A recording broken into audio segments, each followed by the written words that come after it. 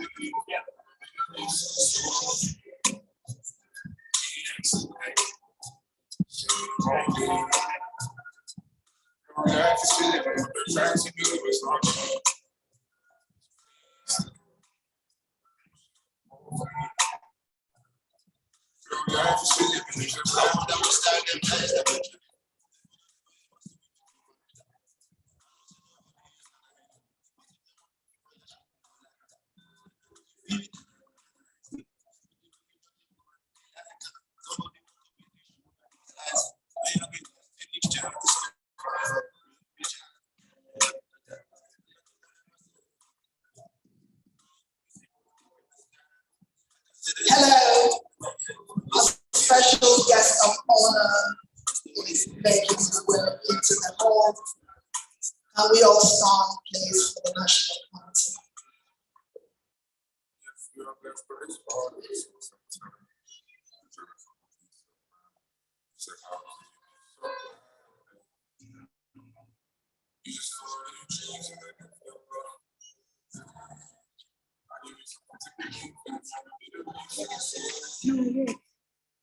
They have to be there. Welcome, special guest of honor, His Excellency, Senator Ahmed.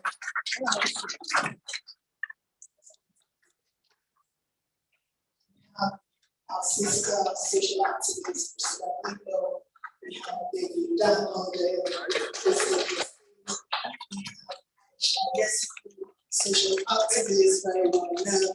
Please take your seat. We have Barrister Dele, Farotimi, have all come all the way from Nigeria, from the United States. We're delighted to have you with us today. Thank you so much for coming. And we have Area Father Charlie Boy at the back somewhere. Please take your seat at the high table. And of course, we have one of our team, powerful lady, Dr. Loretta, with us. Thank you so very much. Father, he's making his way. The star.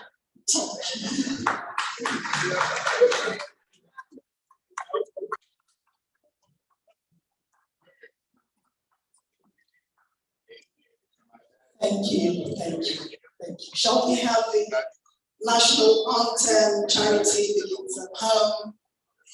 We will do the UK national anthem, British national anthem.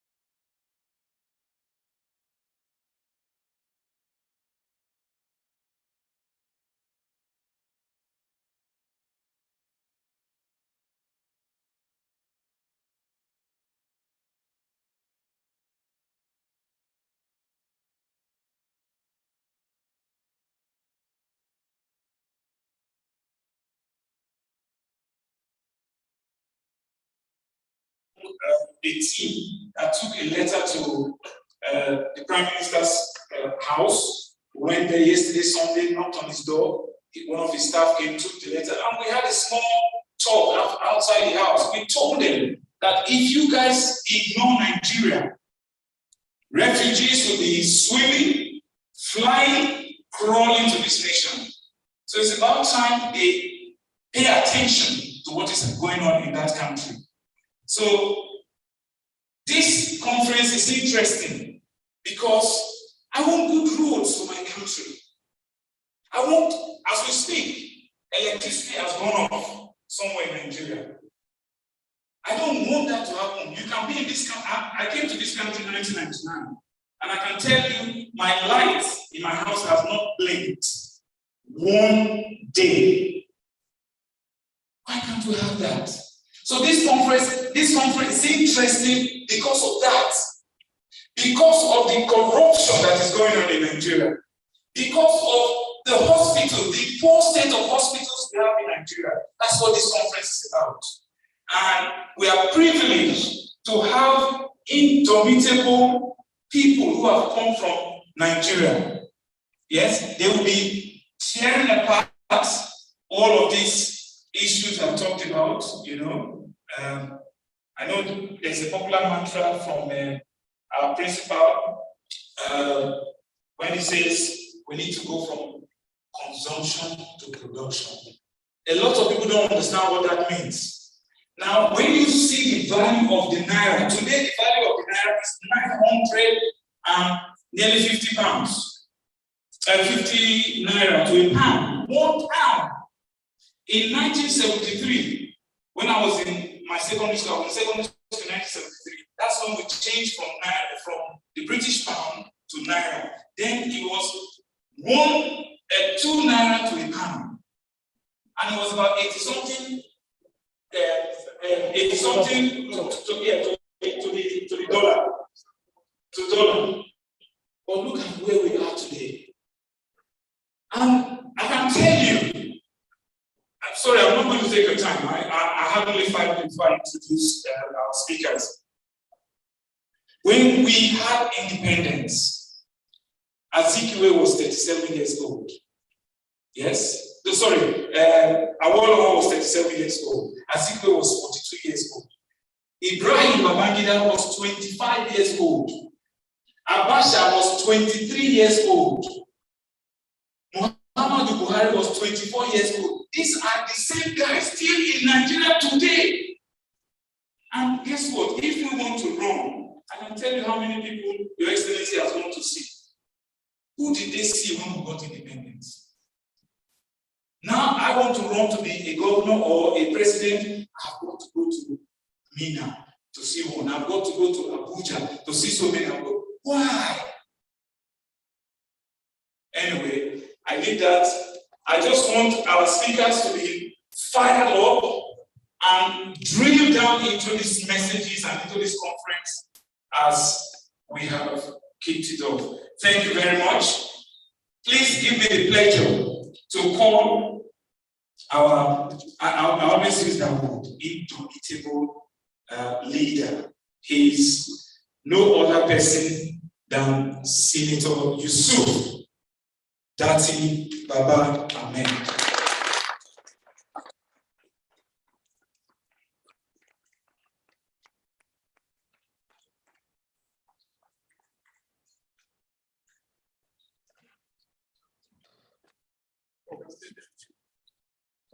Sir, you want to stay there, sir? Okay, stay. Thank you so much, sir.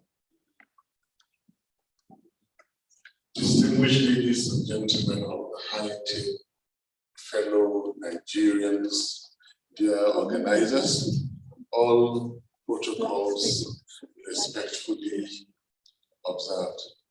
It is a great pleasure to be here, even greater pleasure to feel the kind of love for our nation that you're displaying here and now.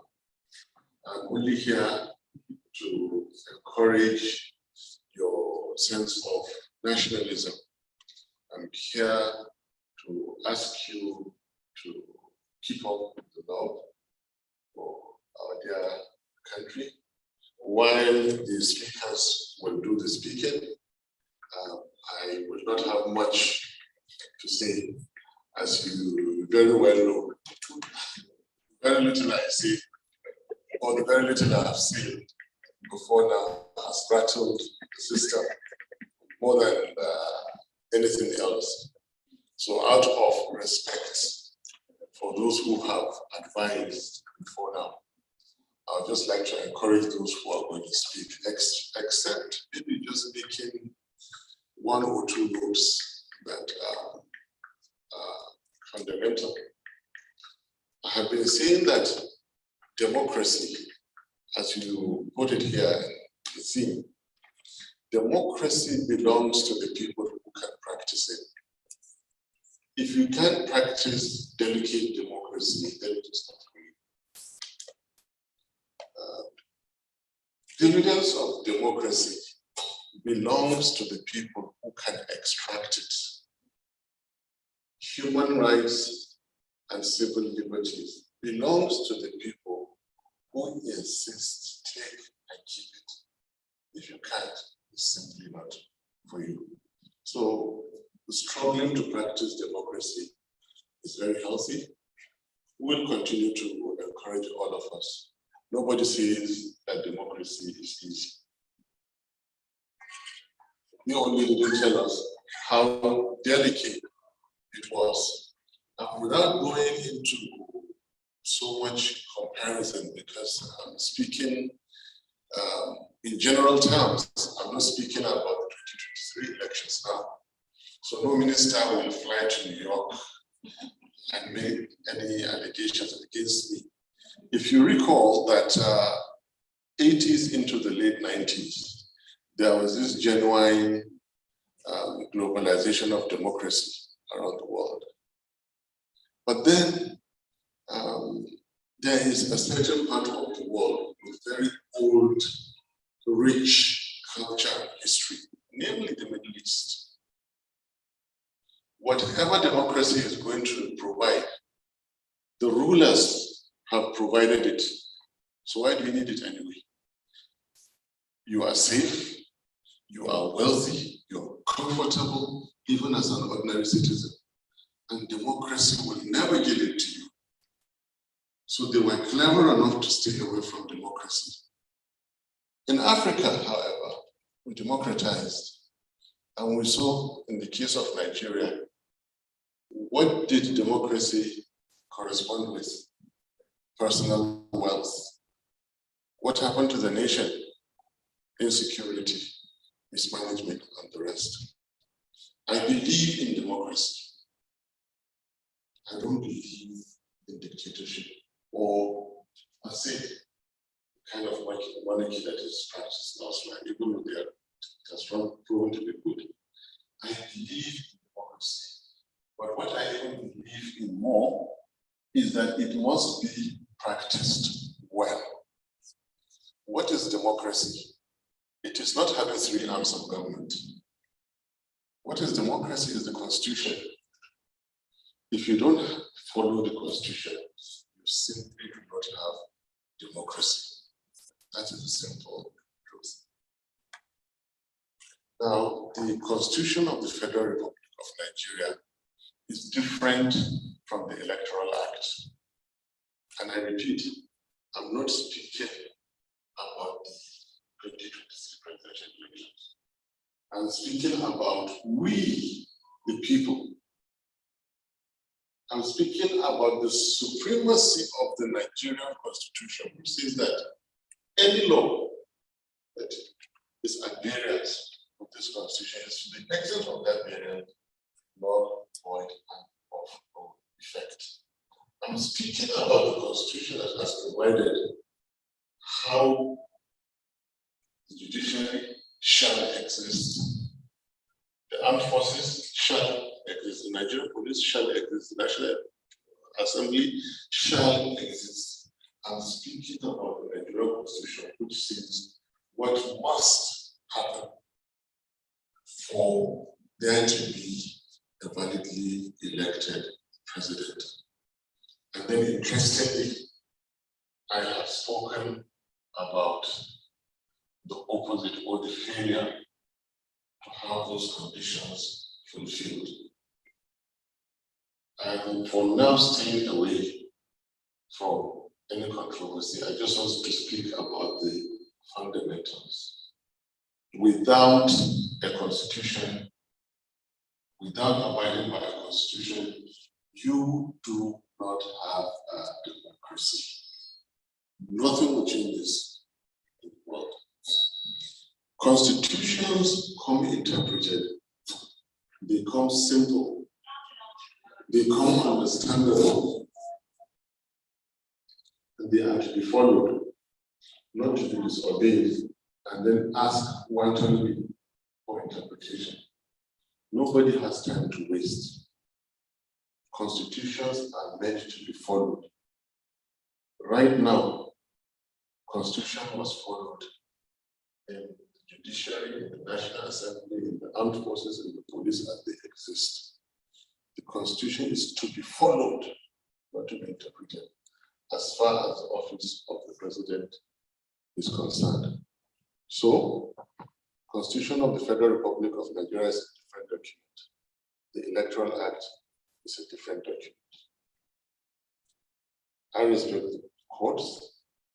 My principal has gone to court. I am with him, and all that we're doing, we wait patiently for the courts to. But now, we, the people, have a problem. If your constitution is violated and you sit watching, democracy is not for you. Interpret it anyhow you want. If you, the people, we, the people, watch the Constitution of the Federal Republic of Nigeria violated, and the best we can do is respectfully to hold lectures, write UK government, all right, we'll receive your letters.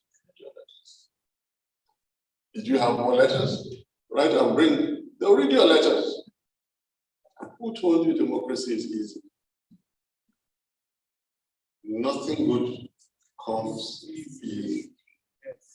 As I speak to you, even though we're not in any way comparable, Israel, we the people, are getting into their 8th week of protest because they don't believe in certain policies of their prime minister. 2021 to 2022, Indian farmers sat and occupied a certain location in India for over 1 year because of an obnoxious agricultural policy that they did not believe in until their government removed that policy. Nigerians, your constitution is brazenly violated in broad daylight, and you're writing letters. Your cosmates in the Assyrian political parties are making elections, changing the meaning of your constitution, and you're writing letters and holding conferences. Well,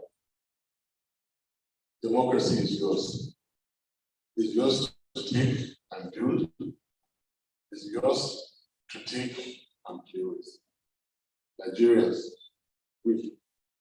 our destiny is ours.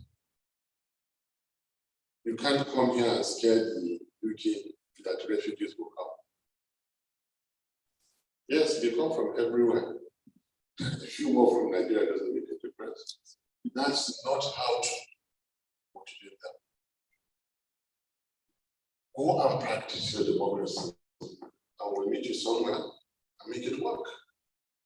Nigerians, go and make your democracy to work. Thank you.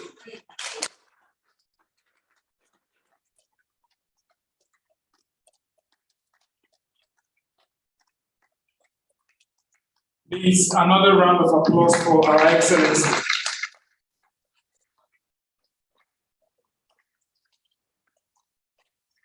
Thank you very much, sir. We have heard loud and clear.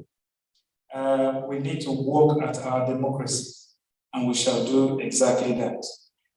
Ladies and gentlemen, I'd like to introduce my colleague who will also help me in anchoring or moderating this event. And he is going to introduce our next speaker. Please put your hands together for Ositadima Agu.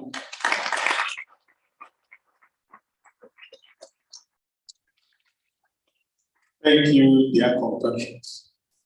It's an honor to be here. I don't know whether you're happy as I am that we are making progress. It may be slow, but we're getting somewhere. There is something about this conference that I want everyone to pay particular attention to. And it says, democracy doesn't really matter. And Nigeria, the entire Nigeria is on trial because democracy is built of people. If you're talking about democracy and you don't take the people, who are the ones driving democracy? And as our Excellency Senator Odudua has said, when they appeared on the scene with his principal, His Excellency PeterObi, they were the only people saying, we are running on the mandate of the people, not because of who we are, where we come from, or anything else, because the people have sent us. And his principal continues to say that I don't want to lose my job, I'm working for it. So as his principal and himself stand in the law court, all the multitudes of Nigerians that voted are in the court. And that's what we say Nigeria is on trial. We'll unravel the truth someday. And like they say, I'd like to encourage everybody to actually be ready for democracy. It's a long one, like people like us who are activists.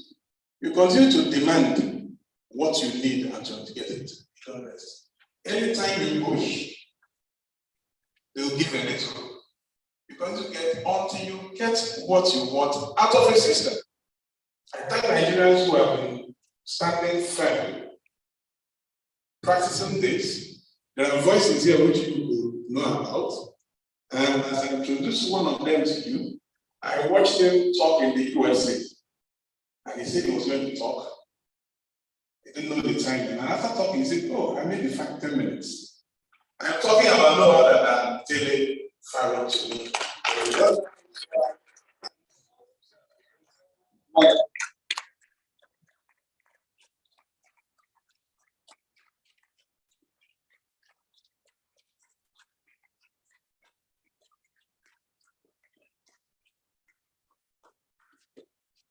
Good afternoon. Well, they have been kind enough to give me 20 minutes to speak. But first thing first, my Ogade to make I do the proper thing. Do this. I want to know that we have lovers of Nigeria who are not necessarily Nigerians. And then we have Nigerians who have become British. And then we have Nigerians who are British and live in Britain. And then we have those of you who are sensible enough to have run away when you could. So I greet all of them. So they gave me pretty broad latitude. I've been asked to speak to the subject. What was happening? What happened? What will happen? So when I didn't even realize that I thought it was going to be a question and answer thing. But I saw these and I started asking myself, that was about 9. So what am I now supposed to say with all of this? So it made more and more sense as I kept listening to the different persons I spoke with before we started out. So those of you who speak the King's English, you pardon me, I'll struggle and try my best to make myself, let me borrow a Nigerian word, hearing. So what was happening? So I decided that I'll situate the question within the context of the theme. Nigeria on trial. Does democracy matter?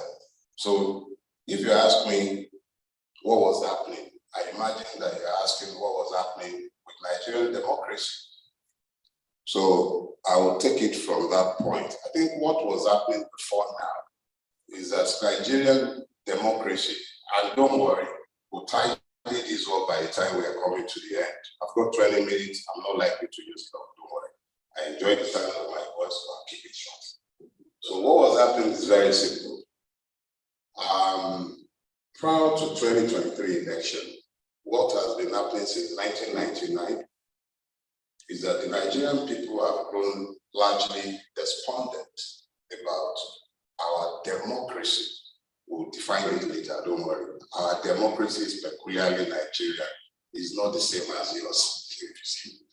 So we'll explain that. So what's been happening is that the people have lost interest.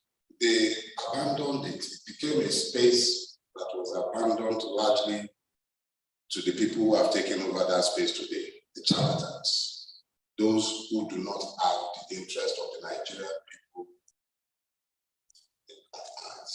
In fact, the only thing that you will not find on their mind are the interests of the people. And this is clearly evidenced by everything you see when you look around Nigeria. The putrefaction you see, the decadence, the extreme poverty in the midst of plenty, the complete lack of ambition, what you would see in Nigeria was happening, and it was largely bedded in the pot of apathy. Now, that apathy was gutted out of a lack of faith in the system to deliver on its promise of free and fair election. That was one. But it was also found in the knowledge that the political class, and I stretch the bound of credulity when I use the word political and class in relation to the ruiners of Nigeria, it became evident to the people that regardless of which one of the parties happens to be in power, nothing ever changes about the lot of the people. It remained poor, it remained brutish. Insecurity was normal. Whoever was in power, there was never going to be power. So the only thing that was certain for the Nigerian was that regardless of which one of the many political parties might be in power at any point in time, nothing was going to change. So in the midst of this, the Nigerians were generally disenchanted and disconnected from the system. In 2015, or in the lead up to the 2015 election, you had a coalition of men. I used to call them the thinking thieves and the unthinking thieves. The thinking thieves were generally those who were governing the state of Lagos. There is always a pretense that some work was being done. They would paint the bad roads, and they did a pretty good job of holding the press, influencing the press to give the impression that something was being done. So they were the thinking thieves. They would at least have a genuine budget, even though they would merely put the budget headings, and they would spend the money without doing the work. They would paint dilapidated buildings. They would build roads that do not exist.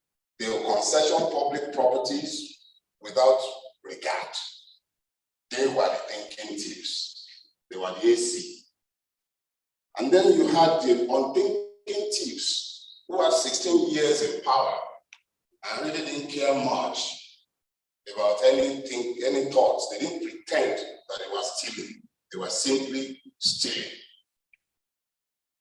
And in 2015, with the promise of change, the Nigerian people were deceived. The All Progressive Congress was formed, but the only thing progressive about that party has been the progression in stealing and the putrefaction of the Nigerian people. The complete dissipation of hope and the almost total loss of any illusion that Nigeria would be kept together without radical changes taking place.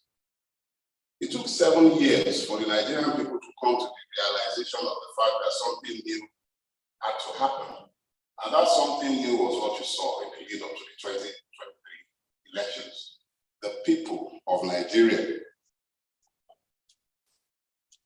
took a decision to change things. So I come to the second part of what I've been asked to speak to. What happened? A coalition of the disadvantaged in Nigeria came together. When I say coalition, I'm speaking specifically to all the victims of Nigeria across the length and breadth of Nigeria. Because those who have benefited from the ruination of Nigeria come from across the length and breadth of Nigeria. They are not divided by ethnicity. They are not divided by religion, and they couldn't care less sometimes even about gender. They are united in their purpose, and their singular purpose is the ruination of Nigeria to their own benefits and to the benefits of those who have aided them in the ruination of Nigeria. So what happened was that those who have for long been disadvantaged by the Nigerian mess began to realize the commonalities of their afflictions. And in the lead up to that election, several persons across the length and breadth of Nigeria, not even working together or in concert with each other, found commonalities. So a lot of us went out there and were convincing the people to go out and register to vote. The fact that the Nigerian state had exposed itself shamelessly on October 20, 2020 at Lekki Toll Gate, where it shamelessly murdered an untold number of Nigerian youth, helped to mobilize the youth to become interested in the election. Because in the absence of the legitimacy of protests, peaceful protests, with the government making it clear that it has no shame or even any restraint about killing Nigerians, and the international community shamelessly looking on whilst this was happening without saying a word. And when it said anything, it merely whimpered in your parliament in Britain here. Togenad was busy telling us about how Gowon brought half of Nigeria's treasury to this country, telling us that Britain was effectively a recipient of stolen property. So that's another ballgame entirely. But the point is that we came to the realization of the fact that we are the ones who are going to have to sort out our own mess. So across the length and breadth of Nigeria, people got together in the knowledge that they had to do something. And they began to form little cells. And this happened on the 25th of February. Ahmed Tinubu could not get 20% of the votes in Lagos State. That was what happened. That is a fact. No amount of oro that they might carry, and that man sat there wearing hat, pretending not to be here. Rosemary of Tinubu. He was the one who forced them to start carrying oro. That was the extent of their fear. That was the fear. They were so afraid by the result they saw on the 25th of February that they were ashamed to bring out all manner of tribal and ethnic divisions, religious divisions, all manner of hatreds were weaponized in broad daylight. The diplomatic community were there. Unashamedly, some of you in the diaspora were busy clapping this nonsense on. And I look at all of you and I wonder, how do you complain or speak or condemn racism if you, in your own country,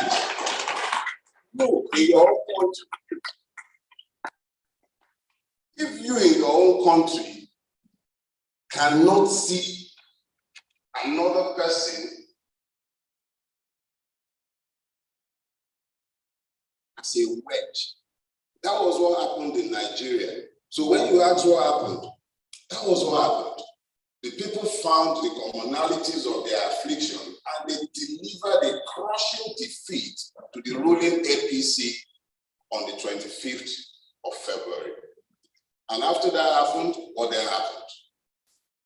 INEC, under Professor Yakubu Mahmoud.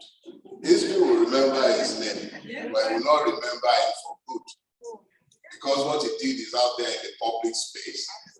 Those who wish to theodorize the skunk might call it any other thing. But the truth of the matter is that the man in question most shamelessly compromised the integrity of Nigerian election. I was up and I witnessed the election. I voted around 8:43 on the day, PM. was tallied at my polling unit around 1:43 a.m. My fellow residents in my neighborhood brought generators, candles, and everything to ensure that INEC was able to do its job. Everybody did their job. The Nigerians, every one of us who did our job. The only people who failed us, INEC. That was what happened. So they now told me, said, so what will happen? To know what will happen, we have to address the fundamentals that His Excellency mentioned in passing. And fundamentals are important. I'm a Yoruba man.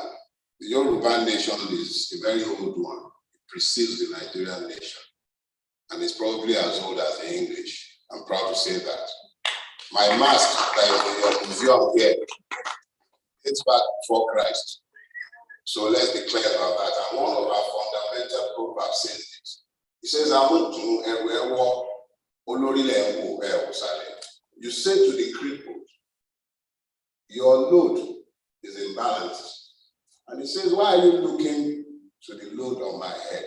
Why don't you address the imbalance at the base? What will happen? I'll tell you. Nigeria is not possessed of a constitution.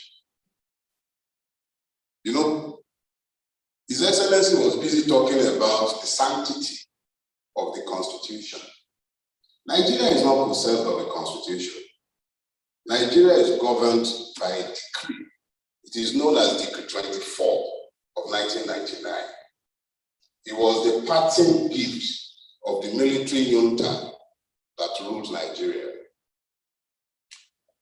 The constitution of Nigeria does not flow from the will of the Nigerian people. So the Nigerian is essentially not a citizen. He is a subject. Citizenship does not fall on your lap. It's a function of evolution. The British evolved their citizenship.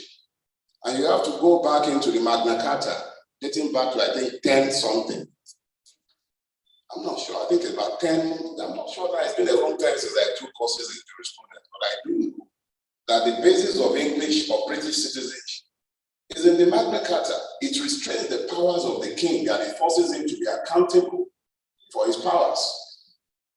Every power given by law is limited by law.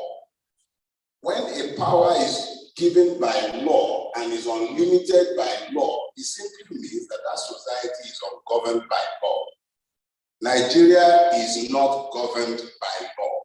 We might pretend that it is, and we have done fantastically well for the last 24 years, pretending that we are a democracy that is governed by law.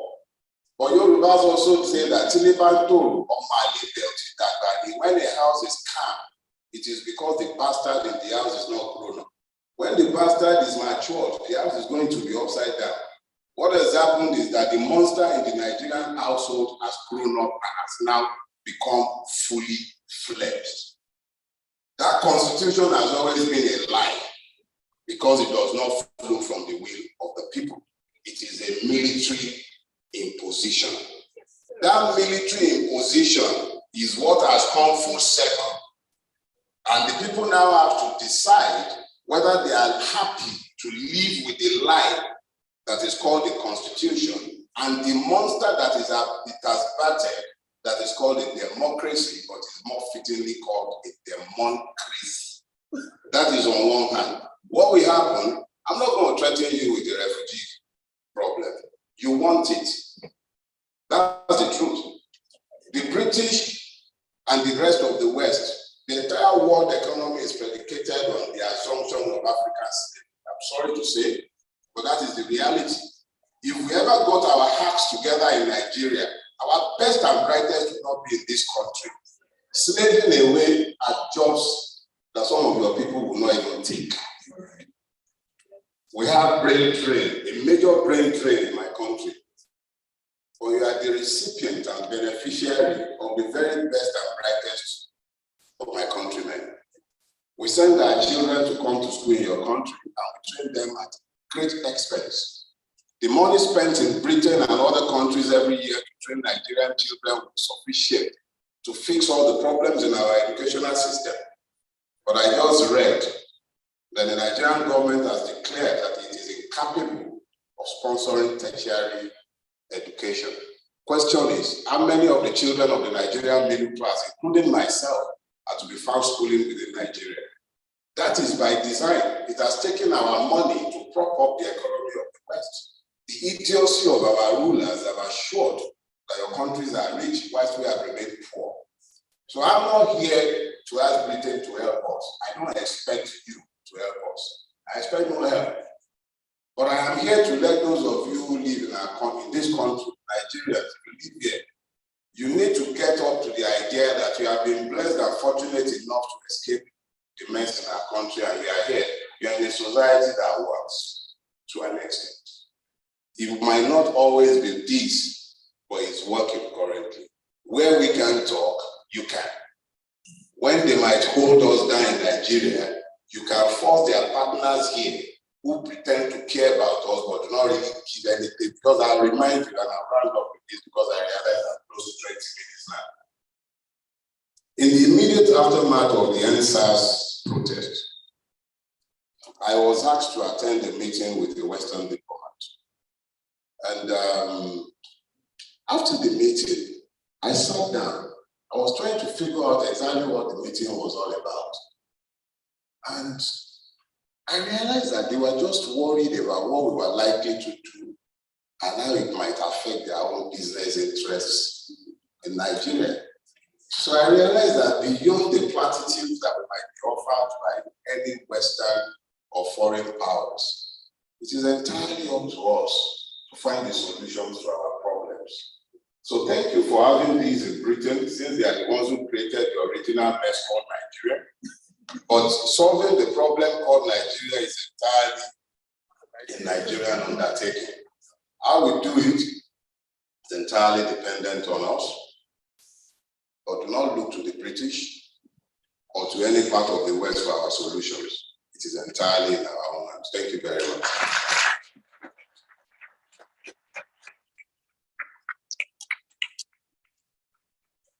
Thank you very much. Please, can we have another round of applause for Dele, Farotimi, please? Thank you very much, sir. I've heard so much about Constitution from Your Excellency and from Dele, Farotimi. I don't know if we know that Nigeria, as a nation, we have had 9 constitutions, 9, written for that country. And of the 9, when I heard Your Excellency say, we the people, our constitutions begin with, we the people. Go and get a copy of the constitution. But do you know what? We the people are not included when these constitutions are written. They just write and dump on us. As a matter of fact, let me tell you briefly about this constitution. The first one was written by a chap called Clifford in 1922. Richard's constitution was written in 1946. Macpherson constitution was written in 1951. Littleton constitution was written in 1954. And an independent constitution was written in 1960, where we had the Queen as the titular head of state for Nigeria. Yes? And then we had the 1963 constitution. All of these constitutions were written, not one we the people were involved in the writing of the constitution.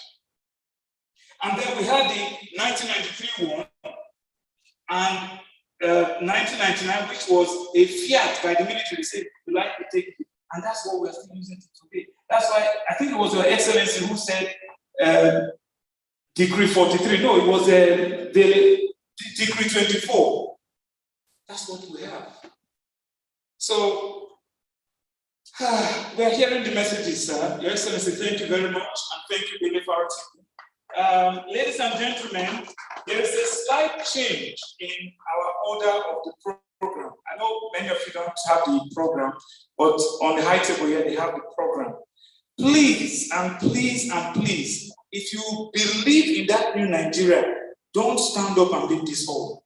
You have to listen to what these excellent people, you know, our principal keeps saying that if you call yourself excellency, then the process under which you go there is going to be excellent. Yes, and these are excellent people, I can tell you that. We all know that. So I'm going to surprise the high table by skipping to Priscilla Mwipo. So ladies and gentlemen, please put your hands together and welcome Priscilla Mwipo to the high table. Thank you very much.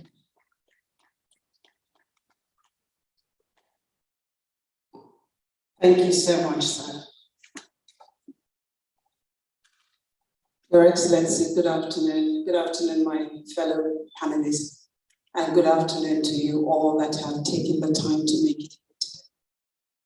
What a privilege, what an honor to stand before you, even more so to even speak today. For me, it's an especially very special privilege. Some of you will know that if you're familiar with my work. Today is a great day for me. It's a mighty great season. So I was asked to speak on the subject matter, the unsaid words, the greatest threats to democracy. For me, that's very simple. So I'm going to take us to 2013. In 2013, here in London, we were all having so many conversations about Nigeria, how we wanted to make changes. We gathered, that was before Zoom, so we gathered in person, here, there, and everywhere. And I remember one day, I came home and I just thought, we're constantly doing this. Some people are talking about, let's put up a website. Others are saying, let's do that. And I came home, I said, Father, what do we do? How are we going to do this? And I just heard, start from the beginning. What is the beginning? The Constitution. And I was thinking, are you for real? Anyway, I was working with Ben Television, as some of us know. So I got into the office and I approached Alistair Show, the CEO. And I said, sir, I have an idea. Can we discuss the Constitution on TV, on a weekly basis? I didn't want to do it myself. I wanted to find someone else to do it. And he said, you have to do it. And I said, okay, but I have no funding. And he said, so I said, can I have some time? He said, if you don't do it now, I'll take away the airtime. I thought it was a joke. So I carried myself, I prepared myself the very next week. I got me a constitutional lawyer based here. She used to teach that in Nigeria. She very graciously agreed to come. And on a weekly basis, we discussed the content of the Constitution. So guess what happened? Nigerians will call in and Nigerians will say, Priscilla, that Constitution, we the people didn't gather. So what difference does it make? Others will say, well, so what do you want us to do now that you've given us this information? I will have engineers, doctors, all manners of Nigerians call in because it was a live program. They would dismiss me. They would tell me whatever they wanted to tell me. Others will say, okay, so you mean this or you mean that? You mean this is in the Constitution, you mean that's in the Constitution? And I said, yes, it is in our Constitution. And one of the things I said to everybody was, it is our primary governing instrument. So whether we were there, we were not there, it is what they say they are using to rule us. So if you want to make changes, you need to understand what it says, and you need to be able to understand it, because if they are standing on it, you need to be able to use it yourself and stand on it. Without it, we're wasting time. I've often been dismissed. So that brings me to my point today. The greatest threats to democracy. We define democracy, at least when I was at school, democracy for the people, by the people, of the people, right? In the Nigerian case, our greatest threat is the people. The people because we don't participate. We don't participate because we do not understand the tenets of democracy. We don't understand the tenets of democracy, we fold our arms. We fold our arms and we watch.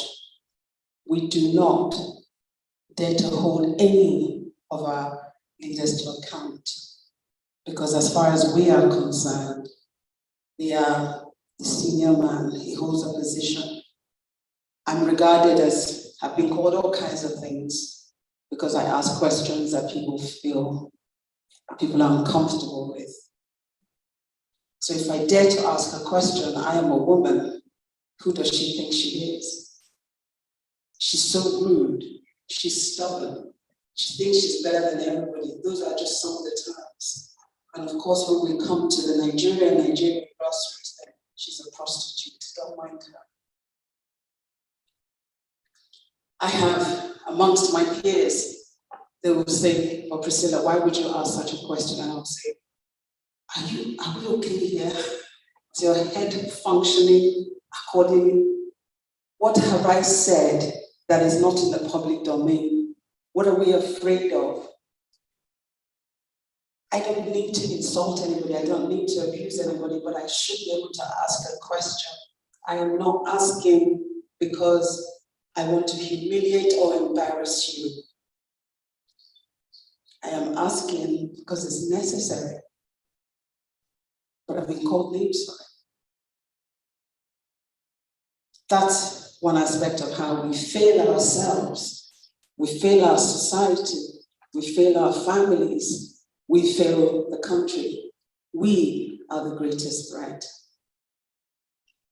Because of our lack of interaction with what our rules are, with what we're supposed to interact, we don't question because we were brought up to respect. And as soon as somebody holds a position, we dare not question them. So even when we come to faraway Obodo, as we will say, we take that with us in the abroad. Whilst we're here in the United Kingdom and the United States, we understand democracy and the tenets of democracy, and we know what to expect when we ask all the questions. But when our Nigerian politicians come into town, we revert and we bow and we dare not ask questions. We are the problems. Because we are that threat to democracy, our democracy ensures that we continue to choose leaders that has zero consideration for our interest. And we're so bound by us, our beliefs, our tribal associations, and what we're going to get, our greed and our corruption, that we choose these leaders as long as it's our tribe's person. I remember in 2015, God, I came under all kinds of fire. I once lost an opportunity because somebody said she's a member of PDP, and they all agreed, simply because, as far as I was concerned, I didn't believe in the change that was being offered in 2015. I didn't see it. A lot of us here, we joined forces, just like Dele told us earlier, and we broke the law. We broke our own constitution when we said it was okay for somebody to assume a position that they didn't qualify for. We've been doing it 2015. You go back as far as our wonderful democracy, we've been constantly saying you can't hold the office. We're happy to break our constitution, it's not a problem. We're okay with it. Suddenly today, we're no longer okay with that. And we expect them to clap for us, to say, oh yeah, sure, just take it and walk away. No, they're not. So our leadership is a problem because we created it. The other problem we have is a question of trust.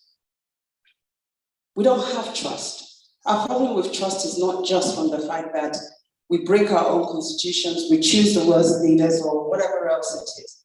It goes a little deeper than that. Our issues with trust, we don't trust one another. We live in a world where the structures are such that it prevents us from being able to see each other as one, work together. We don't give each other the same benefit of the doubt that we might give somebody else a different race. And that runs right deep, even when we're back in Nigeria, when we're speaking about the issues of Nigeria. So the question of trust is big. Thus, right now, even though I believe that we're at that point today where Nigeria is changing, whether we like it or yes.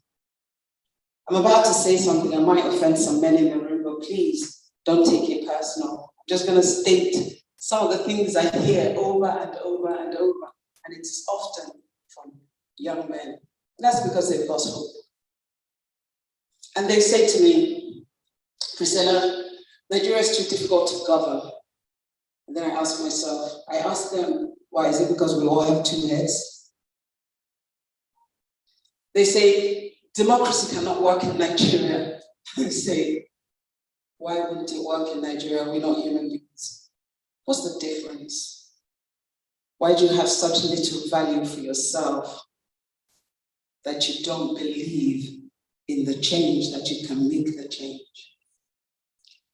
So I'm not the only one speaking here today. So I'm going to try and round up. Because we lack understanding of what the tenets of democracy is. We don't understand that our institutions can still work in our favor. And right now, everybody has given up to an extent.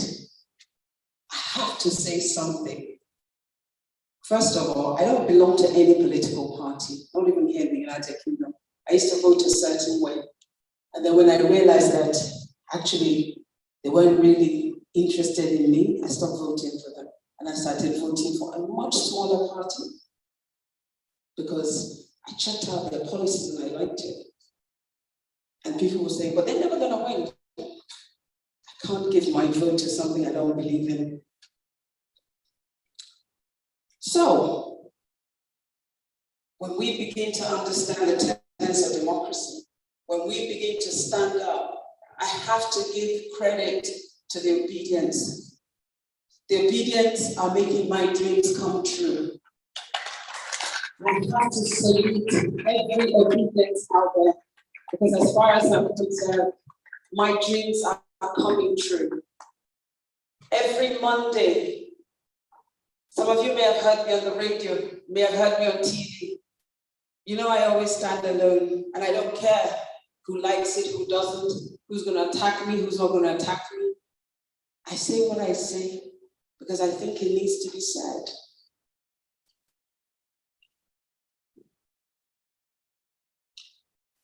So right now, we are practicing democracy, believe it or not. Democracy is being practiced for the first time, at least in my own, since I've lived in the United Kingdom for plenty many years. And over the last, say, 10 or so, I've been more and more involved or interested and connecting with Nigeria and Nigerian politics. And so over this period of time, I can tell you that we're actually starting to practice democracy. How are we doing that? The ObiDients are standing up. They're asking questions. The ObiDients are, my greatest joy on a daily basis is just going on Twitter and just reading the conversations about the petitions that are being put up, are being discussed. We're discussing our constitution for a change. We're discussing aspects of the law. We're discussing whether or not this works and that doesn't work. And that's what we should have been doing all of this while, because if we were, we wouldn't be here. However, I do think we needed to go through the Buhari in order for us to be here. Had we continued to have it as we had before, we wouldn't be here. So today we're finally engaging with our constitution. We're finally questioning our constitution. We're finally realizing that it gives you something with one hand, it takes it away with the other. If there's one profession after pastoral that is very common in Nigeria, lawyers. But how do? We seldom engage with the things we need to engage with. So when we understand that nobody's going to fight for us, when we understand that for Nigeria to change, we have to make those changes, when we understand that in order for us to have the new Nigeria of our dreams, it takes me, it takes you, it takes our children, it takes every Nigerian that we know standing together in oneness. Forgive me, I'm about to say something, and I'm probably going to upset a few people, but I don't get it. For the first time in our election process, we actually had viable candidates, right? Whether it was Kwankwaso, PeterObi, we actually had viable candidates. This is what I don't understand. How can educated Nigerians, we're very quick to announce how many degrees that goes from here to there, we never stop studying, eminent Nigerians say to their fellow educated Nigerians that we should tell the man that we're told came third, who's happy to go to court, but we're being told to go, the guy with the longest rap sheet that I've ever come across, nothing makes sense. Every day there's an addition, and it's not good. There are no real explanations, there are no denials, there are no nothing. So it's fair to say we can accept it to be what it is. But you have eminent, highly educated Nigerians that will be so quick to shove their many degrees down your throat if you dare to not reach them properly. Say, let's beg the guy that came third, that has a clean record, so that we can all submit to this rapture. I don't get it. I don't understand it. I will never understand it. I will never understand it. If there was an explanation for it, maybe somebody make it make sense to me.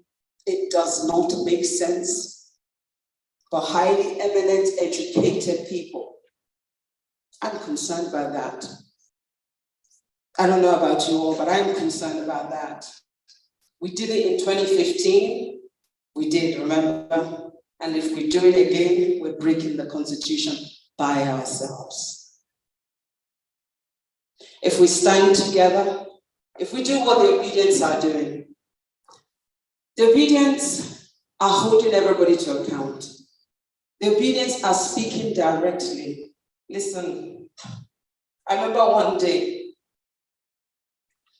it was during the Bring Back Our Girls.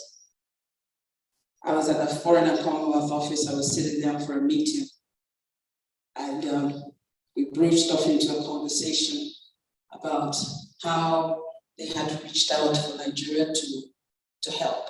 They wanted to help. I looked at them and said, why do you need to help?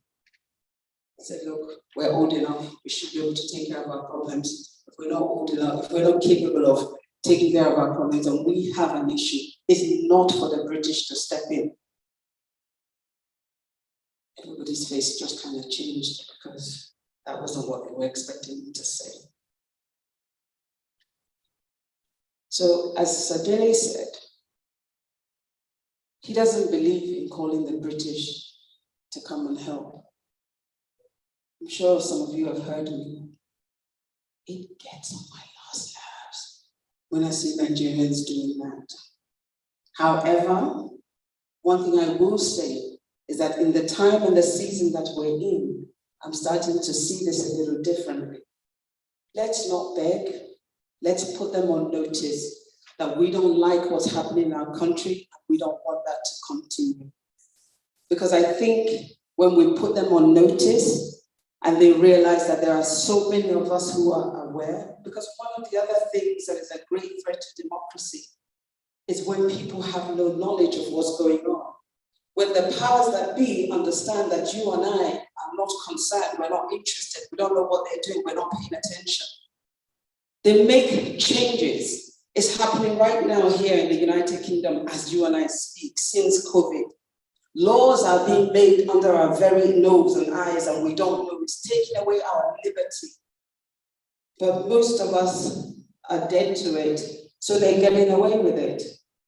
The democracy we think we're enjoying here, it will take the grace of God if we're not all prisoners very soon. But the good thing is, we're putting everybody on notice to say, we don't want this in Nigeria. And as long as we can continue with that, the more voices that are raised on a daily basis, whether it's to retweet something, whether it's to add your voices to the call, we don't want this. We have to do it publicly, because then they get the message. The people are awake, because that's what this is, an awakening. So I'm going to round off because I think I've overspoken. And I just want to say that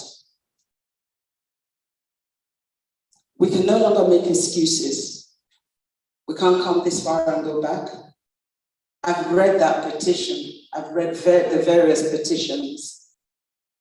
And I've never come across such a strong petition before the Nigerian judiciary. Make no mistakes, change is here. And we must all remember this. It is our problem. I say this every Monday evening. I would have said it tonight if I was back there in good time. I say it every Monday evening on a little radio program. It's our problem. Oh, let me tell you something else about that program. So in 2015, we fought ferociously. They fought me, I fought back. They told me I didn't know what I was talking about. I told them what this administration will be for each and every one of us. And I left them with this. I said, I just hope.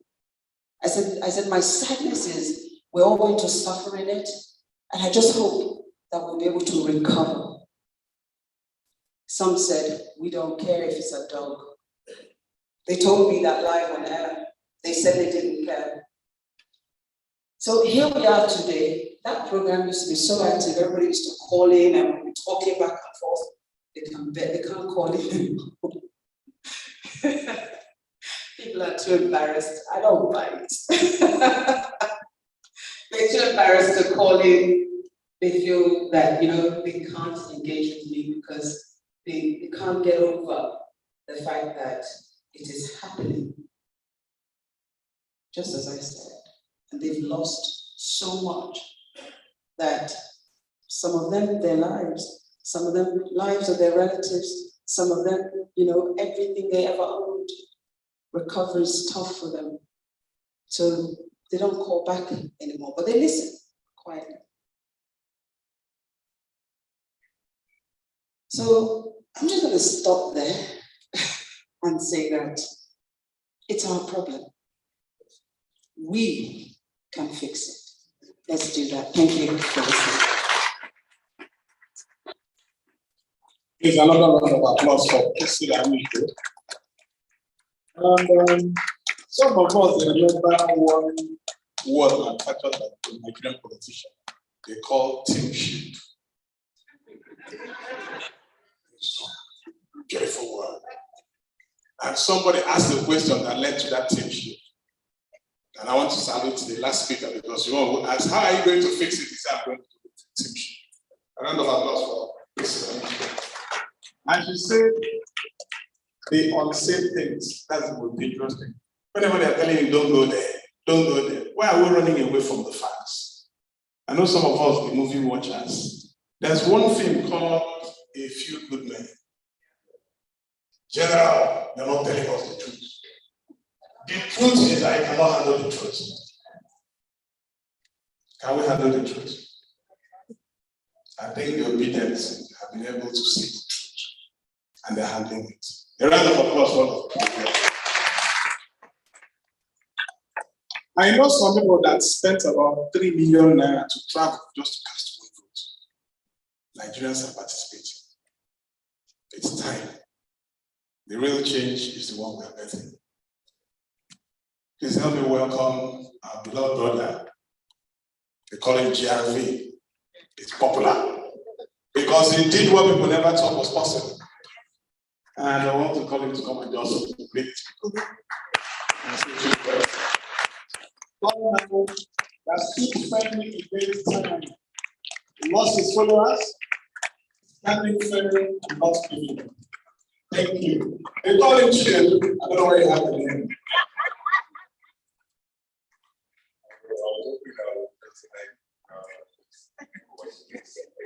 But I'm very happy to be here. And I thank you, first of all, for getting involved, for choosing to see this as our problem. And once we've identified what the problem is, we are at least halfway towards getting a solution. So I thank you for choosing not to play ostrich the way generations before us have, and have given us this problem which we now have to solve. So thank you, thank you, thank you. For me, I feel that this election, I cannot be more proud of the generation that I went into this election with. This is my third election. The first I contested for local government chairman under Koa Party. And I remember I would go and talk to people and you ask them how many people are registered and less than 10% of the whole had voter cards. And then you see a remarkable jump where people decided that we were no longer leaving politics to politicians. You had a situation where young people were mobilizing by themselves without being mobilized. You had a situation where, October 1st, we shook Nigeria. And this was done without any massive mobilization of funds or resources. So whatever, and like His Excellency said, democracy and this journey is not something that is gotten easy, right? When the Herbert Macaulay started fighting for independence, it was not his generation that experienced the benefits of it or the actual recovery and independence of the Awolowo's and the Nnamdi Azikiwe's. So it's a journey. The most important thing is what we're doing now, which is persistence, consistency, staying on the ball, not going into the dark quietly. And that's what they want. They want you to stop tweeting, they want you to go on holiday, they want you to be quiet. But that's not going to happen. And I'm going to say that I want you to be encouraged. We made history, right? We brought back the idea that ideas matter in politics. We brought back the notion that integrity, competence, and capacity matters. It's no longer about how many dogs you have or how much you can use to buy votes, right?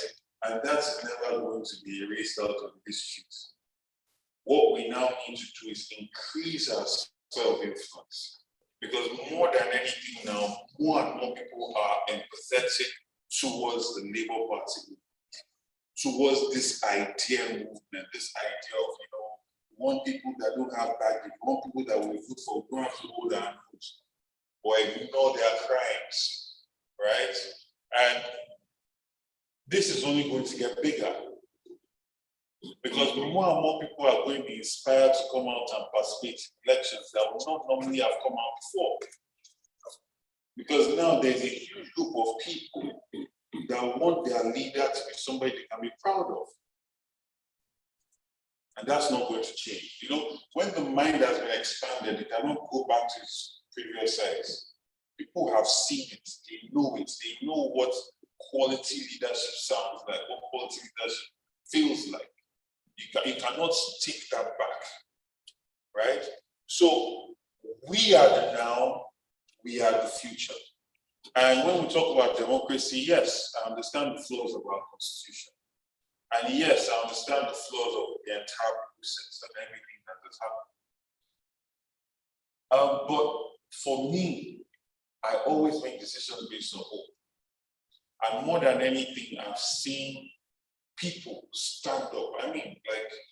Mr. Farotimi said, they have started talking about Oro on the Tuesday before the election on Saturday. When they moved the election, the Oba postponed the Oro. If you are not Yoruba, you might not, if you are not Yoruba, I come to you. And yes, my name is very much new, but I did not put anyone to add anyone. Unlike some, we actually have a birth certificate. So, but what I would say is that if you know about Oro is a rite that used to cleanse the land, and it's done at night. And it's only engaged the people that belong to the Oro cult are the only ones that can see it. So when you see traditional institutions doing something during the day, you realize the extent of their desperation. You know? And even with all of that, people still came out. And these people were not bought. I mean, I'm coming from a party where millions of dollars are shared the night before. They've put all the money in the local government, who are coming, they're taking their own. This did not happen. It did not happen. So, for the first time, we're starting to get to a situation where equations are balanced in the sense of, okay, the typical people that come out to harvest their voters card every 4 years, get their money, and the people that actually want a Nigeria, a better country, they are now coming out. So the equation is starting to be balanced. And I tell people, the best kept secret is the people that want a better Nigeria far outweigh and outnumber the ones that want to collect. That's right. They just need to see a viable candidate that they can believe in that will take the country where they need to go. And they found that in this election. That's why it's the kind of numbers that we got. So for me, we have gone to court. I believe that we have very good cases. And even, let's even say, for some reason, you know, I was with His Excellency PeterObi before I came, so about an hour together. I said, don't travel out of this country for too long. People must be seeing you, they must be feeling you, going out and all. So this is not the politics of you go and then come back, so and then, no, we are going for proper shadow government. We're going to be going at their policies while the court case is going on. And by God's grace, we'll still remain victorious in the court. But this is the thing. It's human beings that put these constitutions together with all its flaws. And it's human beings that are going to change it. We must make sure the human beings that change it are the ones that will put into office. Thank you.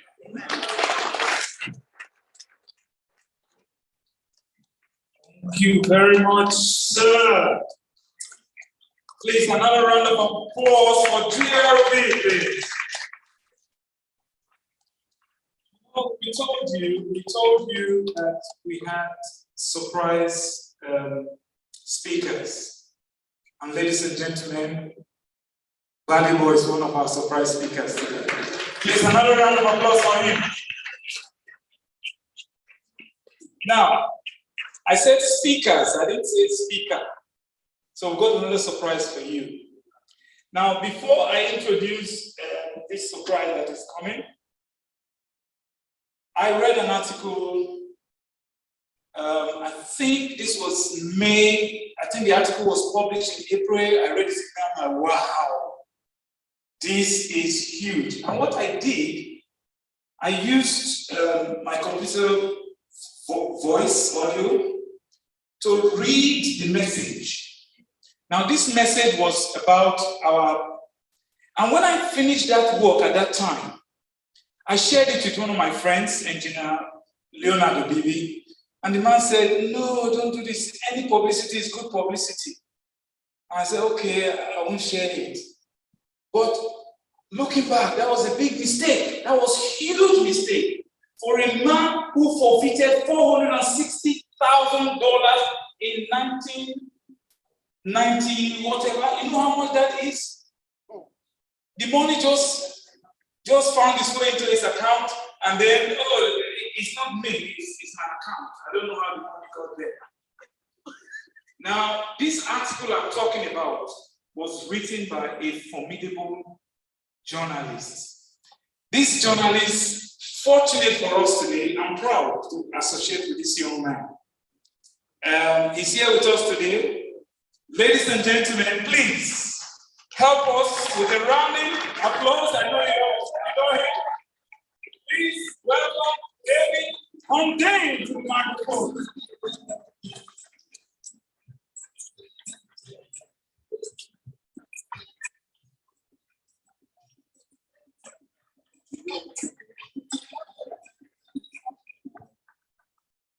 Thank you. Don't have much speaking points, but we'll get through this. So, good afternoon. My name is David, and before I get started, I want to do a quick little piece of audience participation. So, with a show of hands, please indicate whether you've ever heard of a two following entities. So, the first is called the Korean Social Democratic Party. The second is called the Chondoist Chon Party. Have you ever heard of it? Well, neither had I until a few months ago. In case you're wondering, these are both political parties in Korea. North Korea. Yes, elections are held in North Korea. North Korea holds elections every 4 years. Something similar happens in China, which is also a one-party state, but it holds parliamentary elections every 5 years. Why am I mentioning this?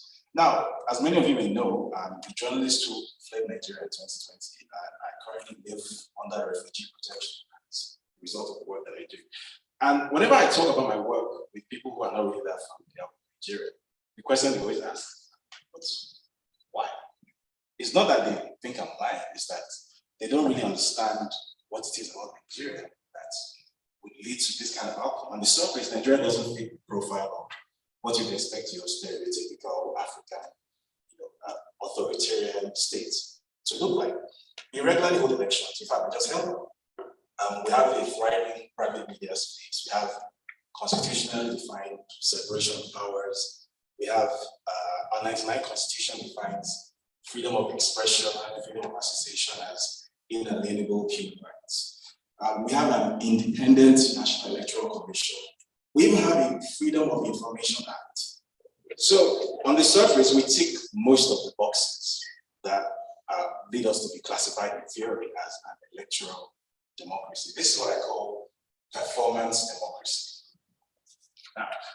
Now, in 14 days' time, despite the simulacrum of democracy that we've put together in Nigeria, the country's political establishment is preparing to swear in as its president a drug criminal who has broken just about every electoral law in existence, lost the election, and somehow also provoked a race war along the way.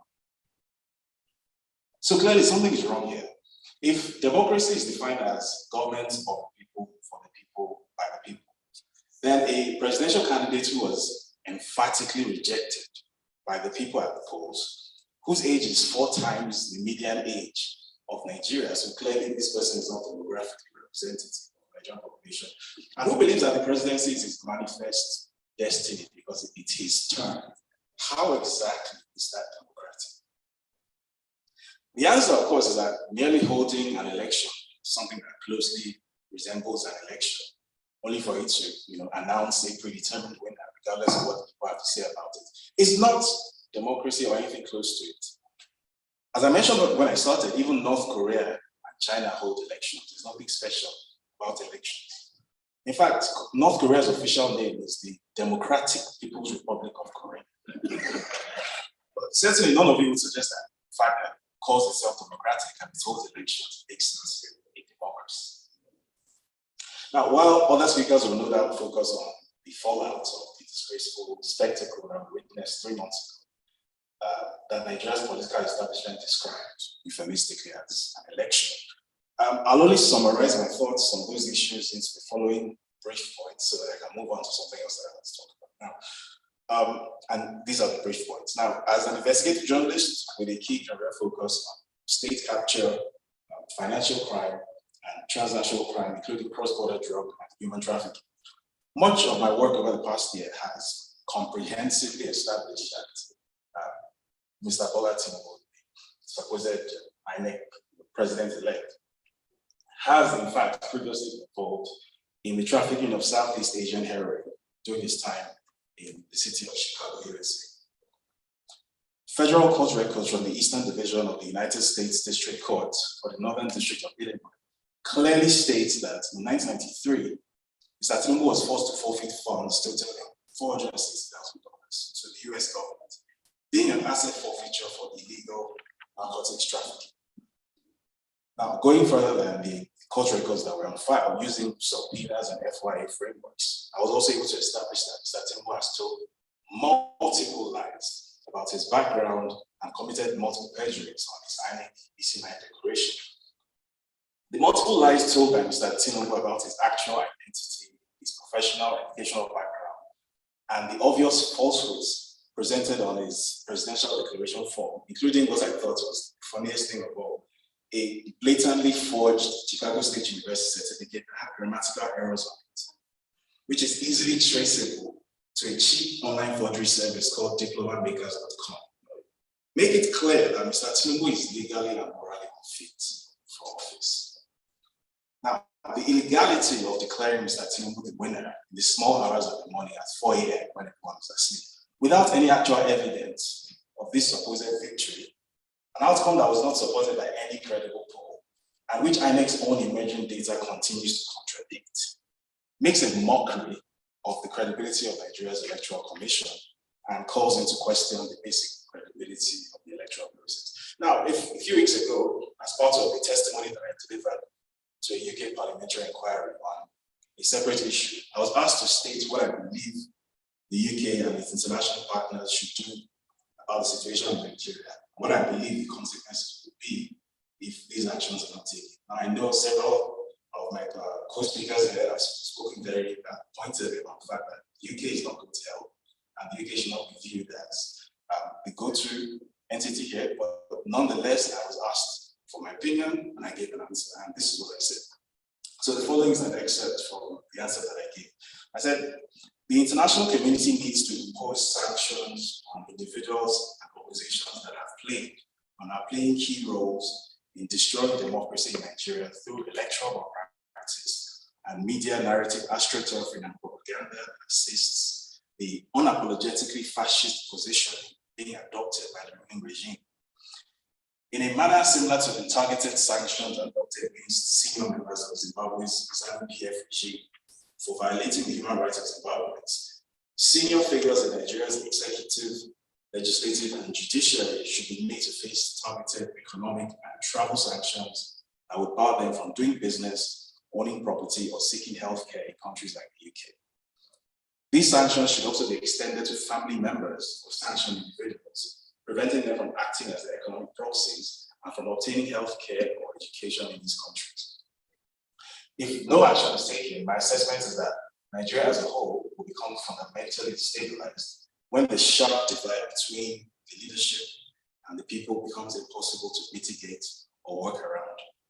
Demographically, Nigeria is already one of the most divided countries on earth, with a national median age of just 18.1 years old, alongside an aged, incompetent, out-of-touch leadership class, typified by the incoherent octogenarian who is currently prepped to illegally assume the country's highest office later this month. Willfully ignoring the clearly expressed will of the Nigerian people will inevitably lead to social unrest and instability, especially among the youth who are disproportionately affected by the problems that this very class of wannabe dictators created. This was a very important part of my submission, and I want you to listen. This kind of chaos has already been foreshadowed in parts of urban Nigeria over the past 4 years.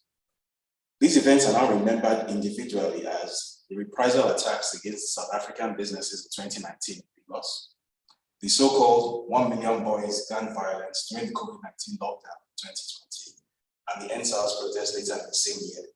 But when examined in context, they are not standalone events. They are a growing pattern, each one more serious than the last. If the pattern persists, we will not be considering a Nigerian civil conflict or a West African regional crisis, but a major global humanitarian catastrophe or engulf Africa and Europe. It is important to remember that essentially all of Nigeria's 200 million residents are basically 2 national borders and 1 British Mediterranean crossing away from Europe. The total destabilization of the country with that many people, a stone's throw away from Lampedusa and Calais, would fundamentally reshape Africa, Europe, the UK, possibly the entire world as we know it, not in a good way. So those are my words to Parliament a few weeks ago. And I have an addendum. It is that if the UK actually has a commitment to promoting democracy in Nigeria and promoting good leadership in Nigeria the way it says it does, then we need to demonstrate that commitment by refusing to allow the very kleptocrats and criminals who subvert Nigeria's democracy from obtaining political legitimacy here, parking their money here. A few days ago, a Bloomberg investigation exposed the existence of a Nigerian state's corruption enterprise involving the proceeds of oil funds, which were laundered through the purchase of a mansion here in London. The buyer of said property turned out to be the son of President-elect, who at the ripe old age of 31, and without any substantial or well-defined source of income, somehow paid $11 million cash for the mansion on Grove End Road, a few miles north of here. Now, we can hold all the parliamentary inquiries we want, we can host press conferences like this from now until cows come home, but actions will always speak louder than words. If the UK, through its silence or inaction, demonstrates that its stated commitment to entrenching democracy and promoting good leadership in Nigeria is just talk, well, the reality is that if and when Nigeria's youthful population eventually finds its way in the world, potentially becomes a larger trading and diplomatic partner, we will remember who our friends were in our times of adversity. In the words of Dr. Martin Luther King Jr., in the end, we will remember not the words of our enemies, but the silence of our friends. Now, my final words are aimed directly at the elements in Nigeria's political, judicial, and security establishment who, if they are not central to it, are enabling this brazen attempt to end all meaningful democracy as we know it in Nigeria, because I know they're watching this. Now, 14 years ago, in 2009, I remember I was watching TV and there was a breaking story that came on, and it was this story about some Nigerian guy who tried to blow up transatlantic flights using plastic explosives sewn into his underwear. It became an internet meme at the time, the underpants bomber. Now, at the time, as Nigerians, I was in university and I was in University of Hull. There was a bit of a fallout there. His cousin also happened to be at the University of Hull. His cousin wasn't able to come back to the UK because he traveled for Christmas. But at the time, to us, all we were worried about was maybe like potentially there'll be a bit more visa scrutiny, maybe some people will refuse visas. But the concept of a Nigerian suicide bomber was just so unheard of to us that it became material for like Facebook viral comedy videos and basketball punchlines and 90,000 laughs. Imagine a whole Nigeria blowing himself. Nigerians that love life so much. It was very fun. And then in 2011, it happened again. This time in Abuja, 27 people died. Then it happened again in Madala, it happened in Kadaka, it happened in Damaturu, it happened in Jos, it happened in Maiduguri, and it stopped being fun. The deaths piled into hundreds, and almost overnight, Nigerian suicide bomber went from being some sort of ethereal joke punchline to becoming a very real thing that we saw on pages of Punch and manga newspaper. Those Facebook viral videos from 2009 stopped loading. The comedians stopped mentioning suicide bomber. Now, why am I telling you this story? The thing about established orders is that they count on their own inertia. They don't believe that things can or will never actually change until they do. Legend has it that during the fall of Rome, right at the moment when the barbarians were overrunning the gates of the city's legislators were locked in a debate on the subject. If a fly falls into holy ointment, is the ointment then tainted, or does the fly become holy? And then, of course, the barbarians broke in and the question didn't matter. The thing is, no matter how elastic a people might be, there is always a breaking point. We just haven't found that breaking point yet. If you've been paying attention, the signs are already there. I mentioned earlier that the 2019 and 2020 riots in Lagos, which came before ENDSears, were both part of an escalating pattern. What I did not mention was that the next time young Nigerians hit the streets, they will do so fully expecting you to shoot them down as you did during ENDSears, which means that they will have nothing to lose, which makes them infinitely more dangerous. In case you still don't understand what the 2023 election was and is, you should see it as one final opportunity to exit relatively gracefully and leave the young people whom you have failed, hopefully, to clean up the mess that you created. That is all they've asked for with their votes, and you still have the opportunity to avoid making a bigger mess. It's not too late for you to make things right, but having said that, if history is any judge, we know what you're most likely to do. And if it happens that way, well, I've spent 10 minutes explaining how it will inevitably end for you, for us, for Nigeria. And we don't pray for it to happen, but if it does, maybe we'll host another press conference.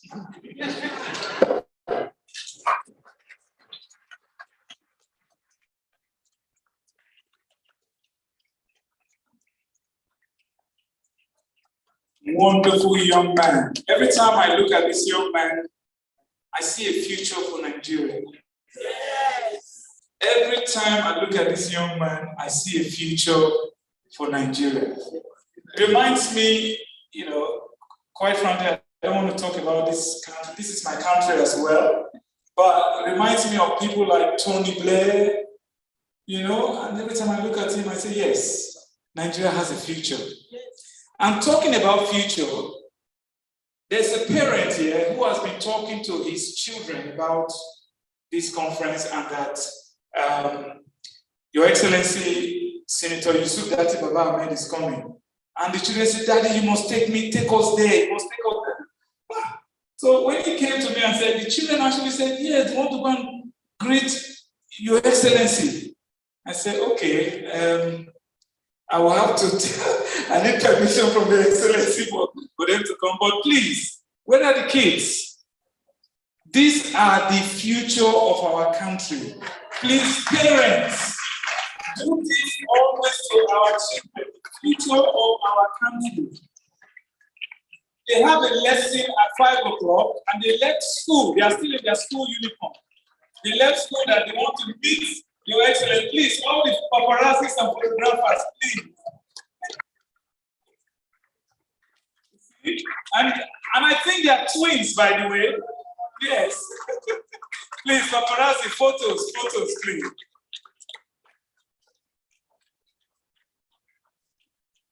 Yes. Yes. Yes. Wonderful children. Please, parents, let's do this to our children.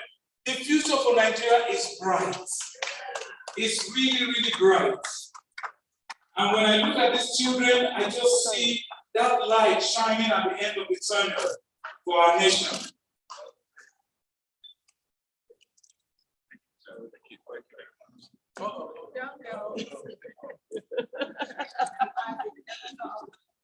Yes.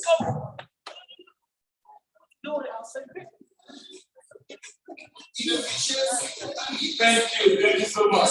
Ladies and gentlemen, Osita. When I grow up, I want to be like Senator Natio, that they are coming to greet. Can you go greet me, please? Follow. Please, you can greet me. Thank you. Hello, everybody. I think it's been a very warm session. True or false? We're discussing serious matters. There's something that happened during the military when they were having, world briefing, press briefing. And the leader who was making the speech didn't know he had jumped 2 pages. And the press started murmuring him for a laugh. He said, but that is not a laughing matter. He didn't even know that he had jumped 2 pages in his speech. That is kind of tragic to be suffering. Because some speeches are written, and let's just carry it and be looking at it. God are the days of speeches that are written by other people. We have candidates who speak from their hearts. And that's why Nigerians follow them. And I ask myself again, hey, somebody won an election. The presidential candidate lost his state. The chairman lost his state. The president himself lost his state. The most viable cities in Abuja, in Nigeria, Abuja and Lagos, you lost it. So where are you popular? Have you asked yourself that? If you're not popular in Abuja, really, you're not popular because every Nigerian combines Lagos and Abuja. So I'm going to introduce our sister here, another lady who has done very well. You know that a lot of things happen at Chatham House. Nigerians have really been pushing. It's so unfortunate what leadership subjects Nigeria to. And the people who represent Nigeria here, including Senator Odudua himself, they have been bullied, called all sorts of names because they wanted to do things right. And our sister here also has been taking a lot of jabs for trying to be fair, upright, challenging the status quo. And I know she's going to go places. Join me in welcoming Dr. Loretta Odudua.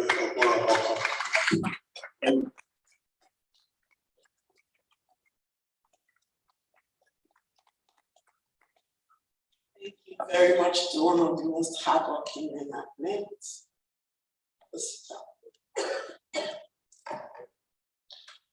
Good afternoon, or is it evening now? Good afternoon, ladies and gentlemen, all protocols observed, and good afternoon to my fellow speakers on the high table. My name is Loretta Odudua, and I come from a state where we say that we share the 10th kingdom with the United Kingdom, Edo State. That's where you have the second kingdom in this world. And what pains me the most is that sometimes I have to take my daughter to the British Museum to see our own heritage as a people. But I have come to England and I have been a first-generation migrant. And every day I give my best and my all to England, which is now my host country. I still remember what is happening in my own home nation, which is the source country for all forms of, would I call it labor in quotes, and even to a large extent, contemporary slavery. Because if you are here as a doctor, as a barrister, as a journalist, there is still that thing that happens, and you know that somewhere someone is making a glass. Do we want to abandon our home on the altar of our host nations? Or do we want to get our host nations galvanized so that they take the reins and actually help us fix our home nations? With that, I'm going to say a big well done to all those who have organized this conference today. I want to thank people who have traveled from afar and come here to come and actually amplify the voices of Nigerians. As it crossed our minds that in every population, there is a critical mass. That critical mass is very, very minuscule. That critical mass is tiny. Today, we have the critical mass of Nigeria in this room. And importantly, the critical mass drives the majority. So I'm telling us today that our 200 million strong population is actually depending on us to amplify their voices and let the world know what we know, what has happened. I've been asked to speak in this conference today about Nigerian democracy being on trial. And specifically, I was told to speak of Nigeria in the labor room. The world is watching. I don't know if the organizers chose that term because they found a consultant of obstetrician and gynecologist, or whether they just, were led by the spirit. But I will try and do it justice. In my experience as an obstetrician and gynecologist, pregnancy and labor are processes. However, they are processes that are physiological, and processes are manned by nature in a way that nature does not want anything to go wrong. That's the truth. Nature wants to achieve a decent pregnancy and a delivery where mother and child is alive and well. That's nature. And people look forward to pregnancy and labor with great expectations. However, since gaining our own independence in 1960 from the British, Nigeria has been pregnant. We've been pregnant with potentials and with promises. We've been pregnant with ideas. We've been pregnant with all the good things in our mind. But we've had an inertia to go into labor and beg and deliver this pregnancy. Through military coups and successive governments, we have underperformed. And all of these hydra-headed challenges have made our country to become one in a gestational state of growth restriction. However, enter 2023. And in 2023, what happened? Nigeria went into labor with the presidential election of February the 25th. It was a unique time in the history of our beloved country. For the second time in Nigeria's history, citizens were not seeing religious divide. Citizens were not seeing ethnic divide. Citizens were not seeing age divide. Citizens were united by a common front. Nigerians took their destinies in their own hands and we headed to the polls. The distinctive characteristics of 2023 is well documented in databases that are public. There was a swelling of all our registered voters. There was increased engagement. And even when I went to the polling unit, I saw my countrymen. I saw my countrywomen. What happened? They came with their water bottles. They came with their chargers. They came with musical instruments. They were determined to stay there and see the end of the counting. They believed in INEC. Nigerians have come to a realization of what my father always told me when I was growing up, that it is only Nigerians that can change Nigeria for Nigerians. We may have the help of other people. We may have them aid us, but we must overcome that inertia. We are in labor. We must bet our democracy. And Nigerians did not shy away from this. The world waited. The world looked.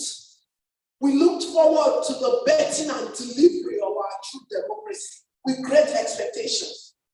Africa held her breath as the words of Nelson Mandela echoed in our hearts, that the world will not respect Africa until Nigeria earns respect.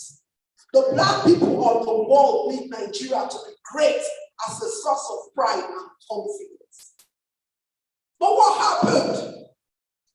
Alas, there was a midwife in this labor process. The process was supposed to be midwifed by an independent body, as their name is called, the Independent National Electoral Commission. However, this very same midwife scuttled the delivery of true democracy and created what we call in obstetrics and gynecology an obstruction in the labor process. The labor process had come to a halt due to no fault of the mother, in this case, Nigeria. Nor was the child not ready to be better. But somebody had put in an obstruction somewhere.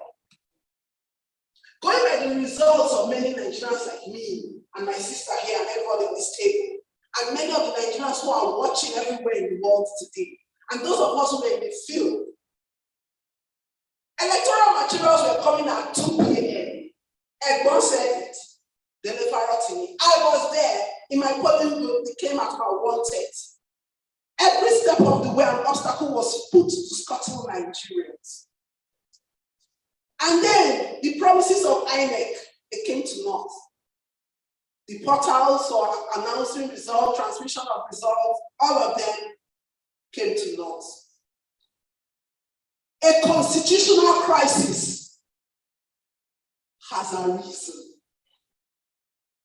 just from the fact that the midwife in this whole process has decided not to entertain value for Nigerian lives. Yes. However, the birth of a new Nigeria is what we'll see the ObiDient movement and the things that have been happening. It may be stalled, there may be an obstruction, but it cannot be aborted. No way. This new Nigeria is only being delayed. And today we look to the Nigerian judiciary to continue the midwifery process. They have now taken it away from those who were supposed to be independent, who were fully dependent. What they were dependent on, you can guess. A new Nigeria is going to arise. And today we are saying to the international community that they have a role to play. Some of us may disagree, but they do have a role to play. We cannot be some of the numbers that swell their biggest migrant workforce and they want to make life unbearable for our relatives at home. What will happen is that we will not provide proper services even in these countries. They will help us to magnify what it means for Nigerians to bet true democracy. They cannot be ostriches burying their necks in the sand in this process. The kind of true democracy that played itself out in December in this country. Our Prime Minister, Rishi Sunak, was wishing this country Merry Christmas. And somebody pointed it out that he was not wearing his silk belt. The Constitution swung into action. Rishi Sunak was fined and Rishi Sunak paid the fine. Yes, that's correct. That is constitutional work. So why should we turn a blind eye? And I tweeted right back to my Prime Minister when he congratulated current government select. I told him, we in Nigeria are pushing to have this kind of democracy where your people will tell you that, Prime Minister, you have breached the law. You apologize and you pay the fine. You brought us democracy. You must help us see to a logical conclusion. You cannot turn your face to the current constitutional crisis going on in Nigeria.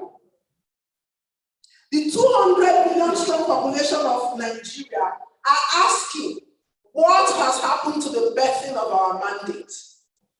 And those of us who are going for sub-national government roles in Nigeria, the next dispensation in our states, are asking if this can happen at the presidential level, what hope do we have at the grassroots?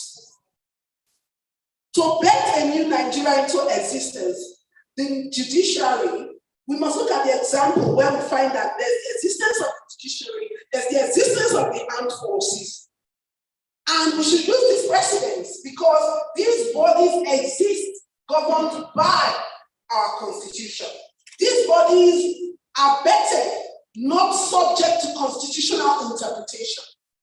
Therefore, ladies and gentlemen, and everybody watching, the election of the president cannot be subject to interpretation either, but must strictly be provided for by the law as it is interpreted in our constitution. So, the labor room is being keenly watched by the whole world, this labor room of Nigeria, and our judiciary, who has taken over the battle to resolve the current constitutional crisis are being watched. They have to indeed rise up to this occasion. And the Western world, who plays host to most of Nigeria's migrant population, either legal or illegal migration as the case may be, will have a lot to lose if Nigerians are displaced, if Nigerians are not mentally stable. So they must build their searchlight on this constitutional process resolution that is going on by the petition. I will modify the words of JFK and say, he did tell us, he said, democracy is not perfect and freedom has got its difficulties. But all this same, we've never had to put up a wall to keep our people in. We are not going to put up a wall to keep in the betting process and the delivery of Nigeria's democracy. It may look like chaos right now. It may look like there's confusion, but out there to everybody, I'm going to say, keep hope alive. It is a marathon. It is not a sprint. And I'm going to leave us by explaining the story of the phoenix. The phoenix is a bird that rises out of chaos, mythology has it, and rises stronger than when the chaos started. It rises right out of the fire. The current fire we are having in Nigeria's labor room is actually distilling Nigeria. And like the phoenix, this idea whose time has come is going to be better and it's going to rise up from all of these things. Thank you very much.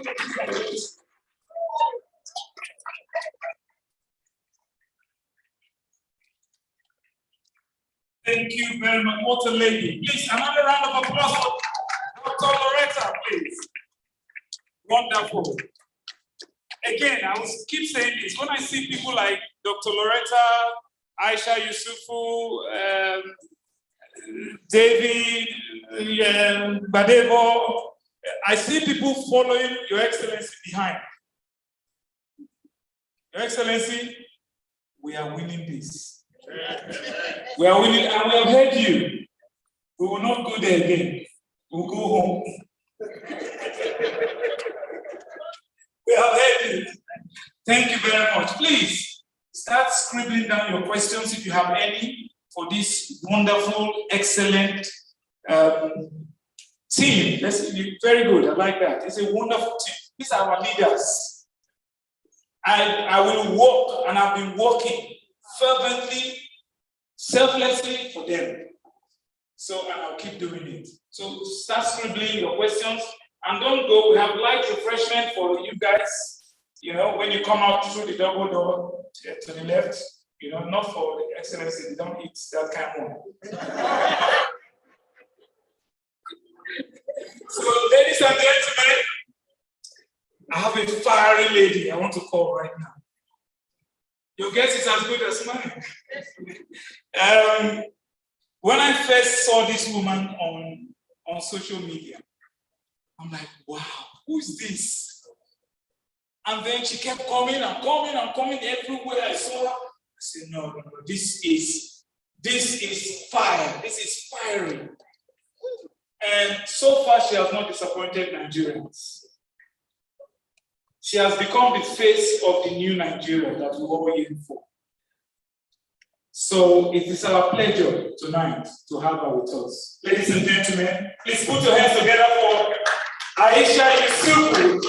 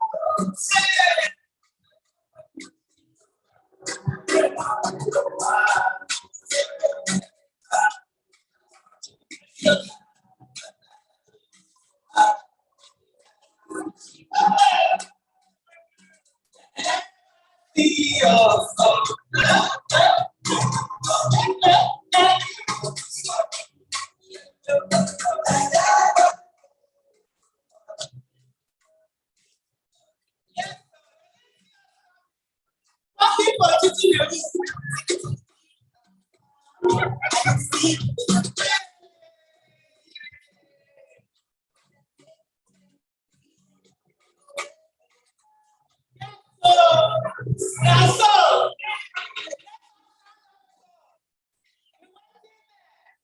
and we went to it. But before we take the move, after one day election. And then we don't stop. And this time we don't go to job.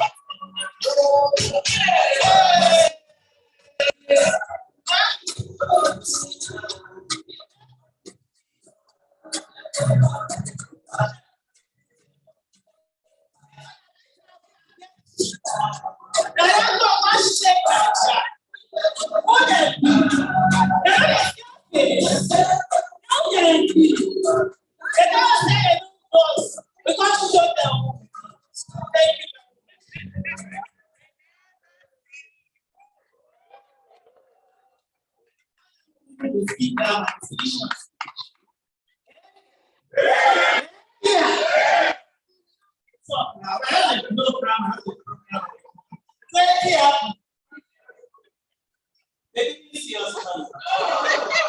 They didn't see us coming. They said 4 people cheated. We said, no, wahala. Out of those 4 people, now only 2. Now then they were all pattern. Now the election thing, they only 2. Maybe say they only talk. The Kukuma can't come. Ladies and gentlemen, they are citizens. We are not slaves. We are citizens. We are not slaves. And Nigeria belongs to all of us. No Nigeria is more Nigeria. No region is more region. And we must have a country where the child of nobody can become somebody without knowing anybody.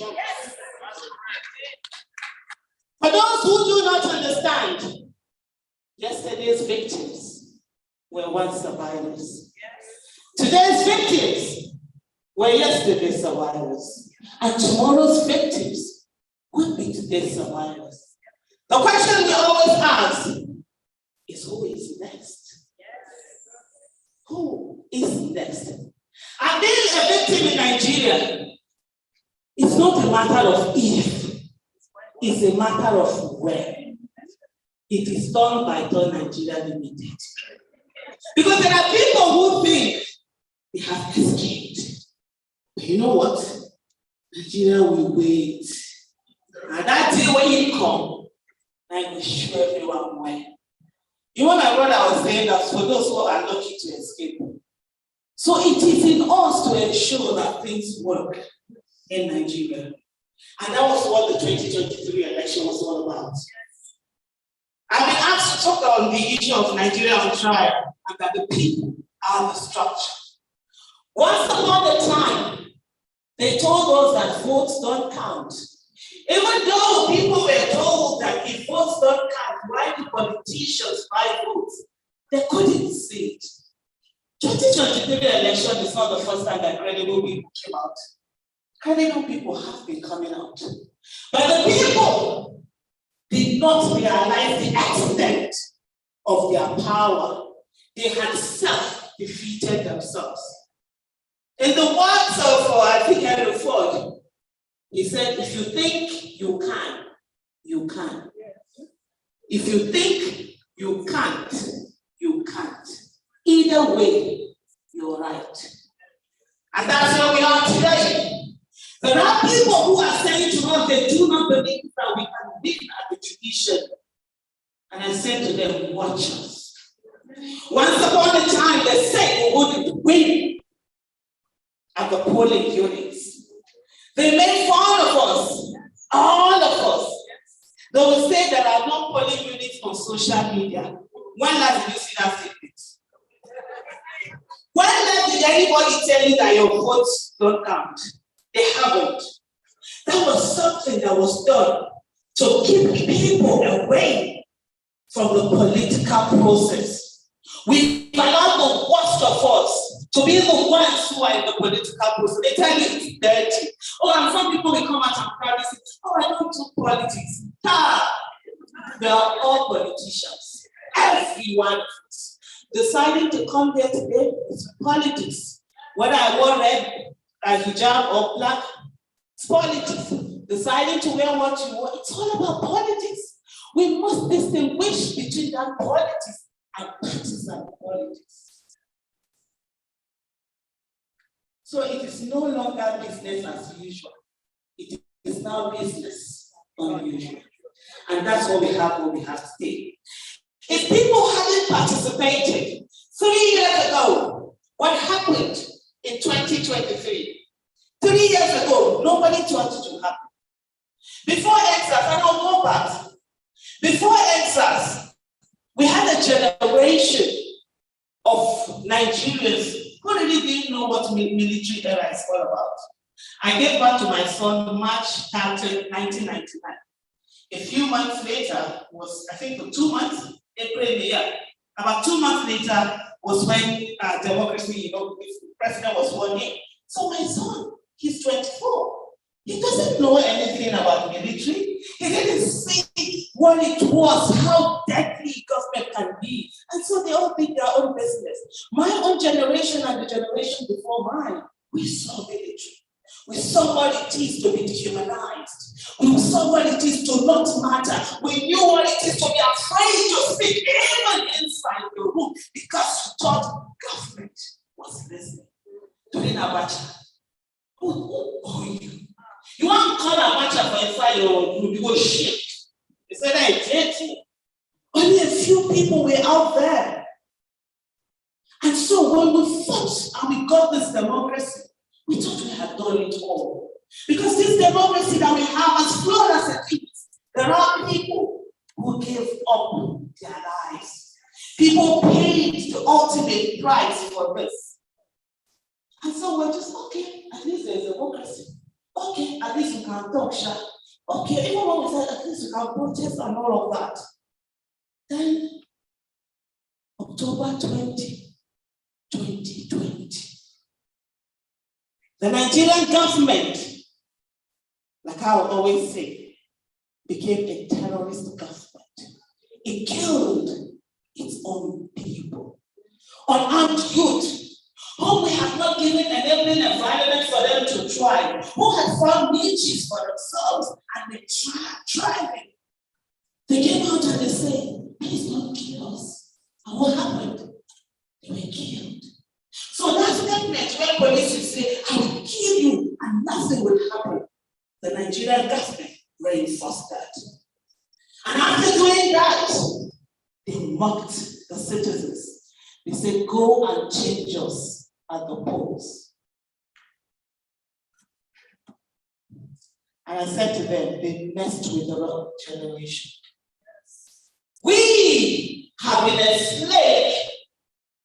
Our parents were enslaved. But we refuse to give back to slaves. And we will not allow our children to be enslaved. And so our children said no. They messed with the wrong generation, the generation that is creating. They are creating. The Nigerian youth are amazing. I'm in awe of the Nigerian youth. ENDSears protest, when they came out, they decided enough is enough. And I loved what they did. They learned from the past. They started by saying, no leader, we all are leaders. Because they had seen what vertical leadership can do. And they know, and they had their horizontal leadership, where everyone is a leader, everyone is doing something. Even though, yes, there were still some teams who were leaving. But they learned from all the other projects and everything that had happened. And with that, many people say, oh, ENDSears was a failure because when people were killed, they left the streets. Protest. Being on the street is not the only way to protest. It's supposed to be the last resort. There are so many ways, and I say to people, there are so many people who are activists, who are behind this, who are doing a lot. But most times we don't recognize them. We only look at the people who come out on the street and they speak. But there are different ways. Those who have stolen our mandate, they are the ones running kitty, they run kata kata. See that song? I see that song again. You want to bam bam, you want to chill with the big boys. Now you don't want to you don't feel doing what I don't call. Nothing I say me now. Nothing I know that see that song. You mean now? The people who are stolen our mandates are the ones who are running all over the world. And let me tell you something, they are running all over the world. They came to Washington, D.C. They spent about 2-3 weeks trying to launder their image, trying to legitimize their mandate. And that must not be allowed to happen. I met a professor who was, they say he's the one, knowledgeable about Nigeria, Nigeria matter. I know we're talking, it was like, hey, the ENDSears that the embassy were trying to tell them that no, the stories they know about ENDSears is not really what happened and stuff like that. And it was like, but Tinubu did not go the same way with the president. And I wish he knew. That one that said what people were doing there when people were killed. I mean, look about it. So the thing is that they're not just staying back home. They need that legitimacy. They are also working around. And after I finished in the public, we asked for a meeting. We had like a 2-hour meeting a few weeks after, just talking about this issue. They've been going around trying to launder their image and make it look good.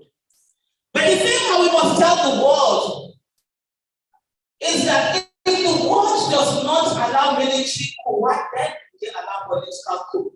When the mandate of the people is stolen, that is political coup. And we must not allow it to stand. The Committee of Nations and international organizations are ready to call out military coup. They must call out political coup. Because people cannot do all that they're supposed to do and go and vote and watch them being killed. I think it was the High Commissioner to Nigeria, British High Commissioner, that came out and said she found the election fantastic. Oh my God, shame. Listen, they are going to do that kind of. A lady was killed in my own state, in the capital of my state, Benin City. What was her crime? What did she do? She went out to vote and she was killed. Her husband, her widow, her children, they are not orphans. And you come out to say it was fantastic. That was true. I said, no, it's not. And when the British Parliament were talking about the fact that they spent £5 million, taxpayers' money, on the election, I said, we don't need £5 million. The money that they loot and bring in here is much more than £5 million. And I did that video in my capacity of Pennsylvania big mouths. So I keep talking here. I do my video, I say, Madam, well done. Now you don't just say it was fantastic. A few people in Lagos say, what happened during the gubernatorial election? It was a civil war. It wasn't an election. Election did not happen. And if we allow people who still in that way, they will continue to copy from each other and continue to do it more. It's not just about Nigerian election right now. Ghanaian election, other elections, they are in danger. And that's the reason why we must speak up. I will not go to any government and beg for anything now. My business is my Nigerian government. They do anyhow, they will see anyhow. You know, people say, well, are you not afraid of being killed? The container where they forgive person, the death different. Are we different from those people? I started asking myself who is next in 2014. And I'll come to that. Because there's something that we all collectively forget. And so as it is, we cannot stay away. So for those of you, I will come here, I have business friends. But for those of you who are British Nigeria, I don't have to say it. I don't know which one wants to any that exactly, sis. Thank you. You need to, it's your government also. You pay taxes. They have foreign policy, whatever, I don't know what those things are called. You need to ask them, what countries are you looking at? Because the out of that £5 million that they pay to Nigeria, whether it's wine and all of that, your money is also part of it. So you have a right to do that. And that they're giving you answers. Because what we have, if they continue to give enabling environment for people who loot us drug to come to their country and find safe havens and stay there, we'll continue to give. What happens? The same thing. And these are the people that perpetuate themselves in office because they have the money to be able to do that. Why did APC give us Tinubu?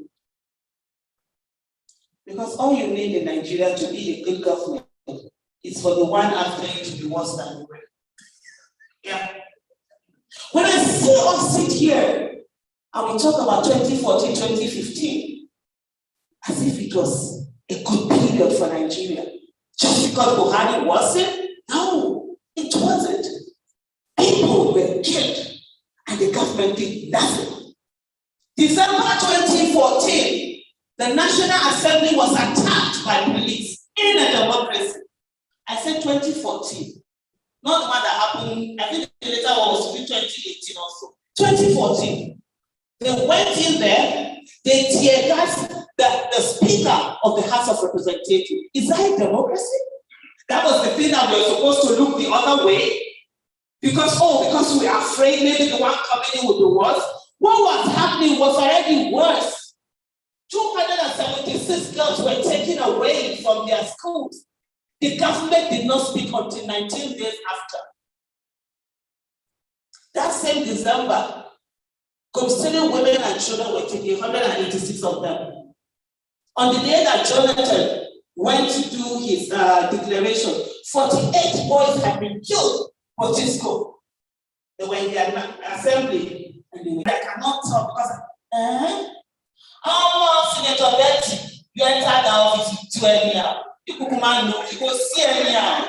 Let's see how see I fought for you, I felt when they can't go tear, they can't tell, they can't carry black, but you know, you are going to see PSF. Bros, you go see anyhow.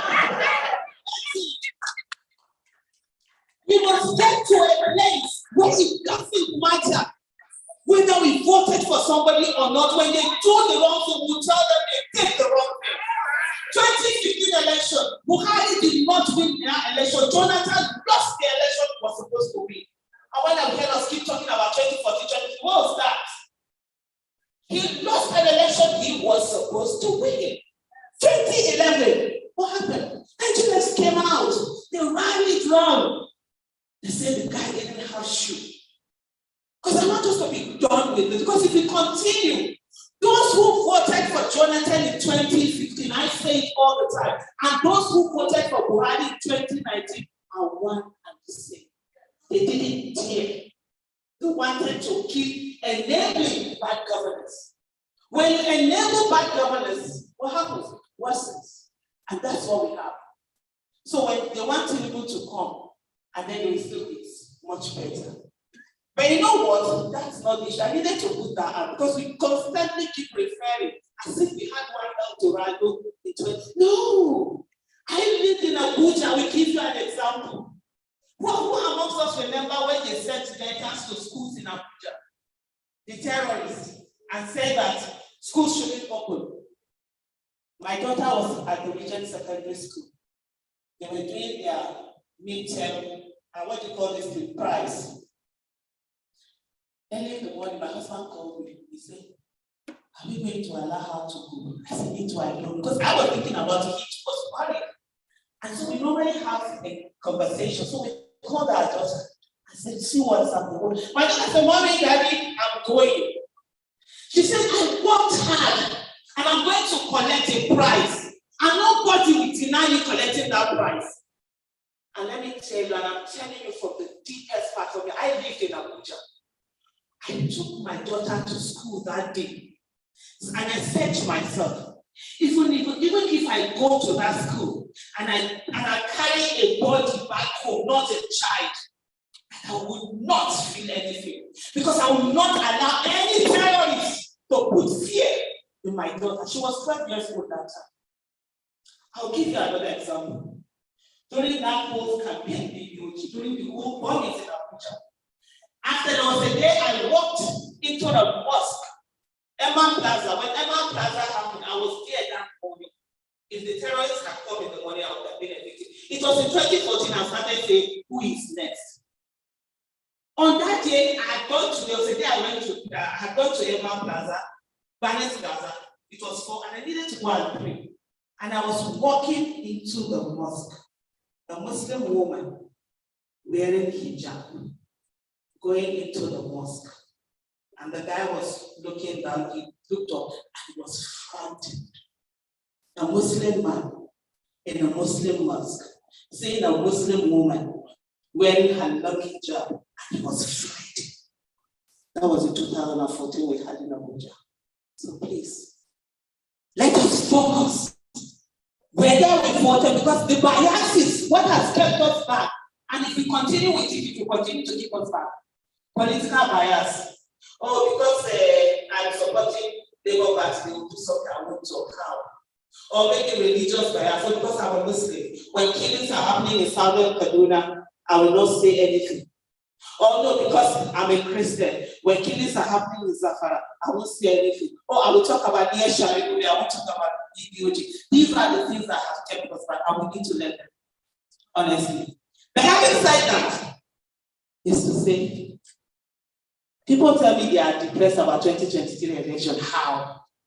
You can't be depressed. How? Did you see what you did in 10 months? Just 10 months. See the way the political scene has been changed, and it will have been changed forever. See what you brought in. See what participation did. When we kept shouting that the game changers are going to be the youth and Nigerians in the diaspora. They're not fit to that now.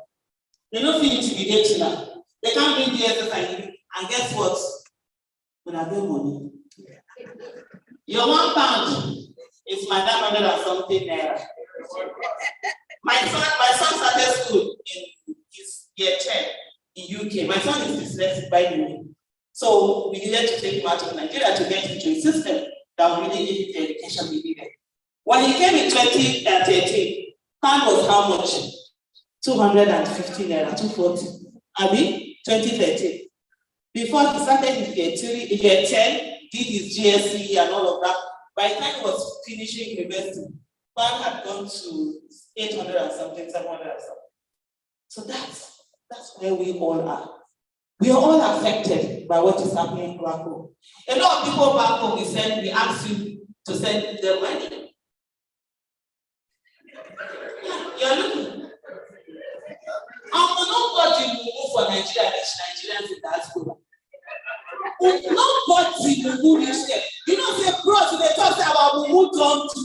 Nobody will move reach. They will sit down. Now they work how many jobs? Now they not get holiday.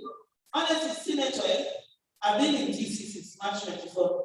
I never see holiday. Every time when they talk to my husband, they say we are two. Salah break, Easter break, this, that break. I never see. You guys work all this hard. You send the money home. People who will sit down, they will not participate in the political process. They will keep asking you. You play God, you play government. And you're feeling cool. And they ask me for money, I send it to them. You are enablers.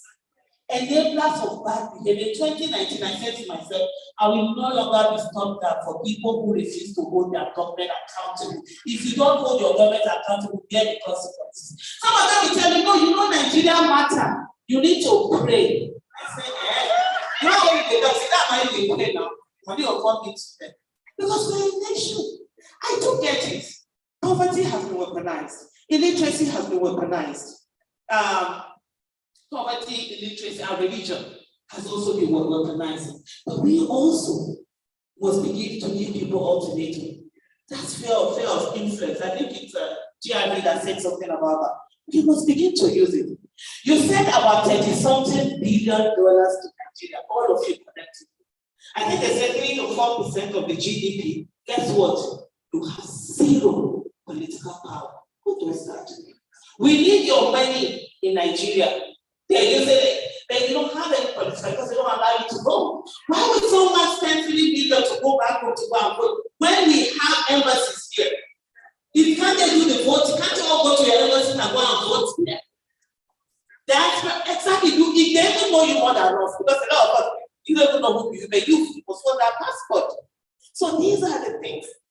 So as we go on now, it's for us to say to ourselves, well done. We did great, we did amazing.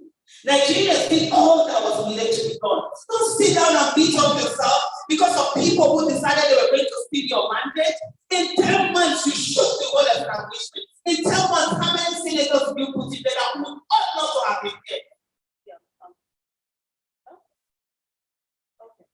In 10 months, you put in how many House of Rep members?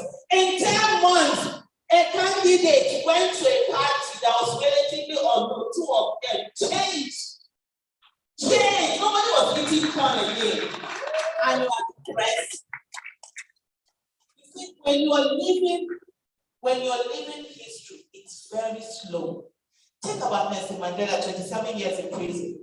First day, second day, 1 week, 2 weeks, 1 month, 6 months, 1 year, 5 years, 8 years, 1 decade, 2 decades, 2 decades and 5 years, 27 years. Did you think it was easy for you to now come out here? It takes so long. It's almost as if you're not doing anything. But one of the things that must be remembered is the small wins. Take the small wins. Look at the things that have been done. Everybody is interested in petition. I've never followed an petition before, electoral petition. Who cares? Isn't that amongst the lesser evil? We always choose between the lesser evil. We knew that. Okay, out of this, let's take one. Nobody. But still, everybody is a lawyer. We know the grounds. Even PeterObi, now we know the petition. PeterObi went to petition. Then we know because we are checking them. They will do something. They say no. Focus on the issue. That's amazing. That's something. That's great. And don't ever let us assume that we will not get our mandate back. We've never focused on the judiciary. We've always taken our mandate, our request to. I'll soon be rounding up now. We've always taken our mandates to the executive, to the legislative. We've never focused on the judiciary. This is the time we are focusing on the judiciary. I don't trust the judiciary. People are saying, do you two now love affair? Am I in a romantic relationship with the judiciary? Why do I need to trust them? All I need to do is to overwhelm them with the evidence to the extent they cannot do anything other than the evidence before the court. As simple as ABC. One of the things that they always, for you not to participate, they will tell you not to have confidence in the system. Why are they going to the judiciary? Go to the judiciary. Go to the court. We don't go court. Now people say when we go court, and they know they show for court. And then when they fear. You understand? So when they tell you that and then you don't participate, by not participating, you've already defeated yourself. You've already accepted defeat. When we want to show the loyalty, they've taken us to the lowest of lows. Nigerian life does not matter at this moment. You're walking on the street, container will fall on your head. How many times have they do nothing about it? You come to your house, you're killed, nothing. See, the killing is happening right now. The government don't care. We are the ones that will make them care. Yes, the constitution is not what we want it to be. We will use it as it is now. And as we go on, we get in the people that will fix it. And I will say finally, the legislative arm of government is the bedrock of democracy. We are so fixated about the executive arm. Why don't we, while we are fighting for our mandate, that which by the grace of God, we are so hopeful, audacity of hope. The same way people are telling me, hey, we Nigerians come out, I said, I saw hope. And I'm still there. And I hope every one of us is there. That mandate, we will get it back. They don't own that country. All of us that own Nigeria, we died here. If not that one, we died here now. We know the go anywhere. No retreat, no surrender. Giving up is not an option. While we are doing that, what are we doing about the legislative arm? How many people by 2027? You know there are always by-elections. What are we going to do? When there's by-election in Sokoto, can we be that blocking vote? That voting block that we go there and say, who is the most competent person that is running? Or can we even now begin to curate people that we think should run? Even Nigerians in diaspora, why are you not sending people to National Assembly? Why are you not sending people to state houses assembly? You see this thing there? All of us, we got to pray. So we got to, I always got something. As everybody people who occupy their own land, they do. You see these people, they make this election look like one thing. You participated in the last 10 months. Was there any special thing? Is there anything they know how to do? They couldn't. You beat them at the game they have been doing for decades. So the extent they have to steal woefully and left so much evidence. Ladies and gentlemen. Ladies and gentlemen. Ladies and gentlemen. Our mandate, we must get them back. The people's mandate must be given to the people that the people chose. For the candidates that the people chose. Thank you so much. Round of applause for this wonderful woman that, you know, if I raise my hand, I will not wait who I be. Aisha, give me a hand like this. That's so, yeah!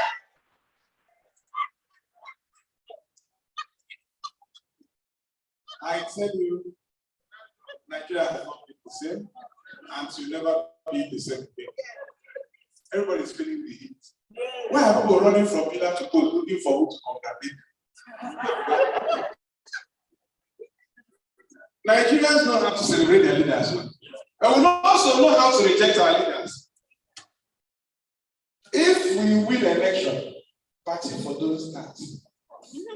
Why are Nigerians not celebrating, going to visit the person, looking for a job? Everybody's just quiet. So, what is going to happen here is that the way we are will change because our move, you don't take away. No more move. Abi? There's somebody who has been here, who will always be here, who has done so much, who continues to do it, even as he's getting well. I don't know how he manages to do it, but I'll learn before we go from here. How can it be 70 something? Then me, we never had it. I'm moving longer than me. Not possible now. It is unfair.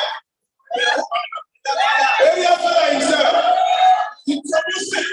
We want an only. Tell me, good time.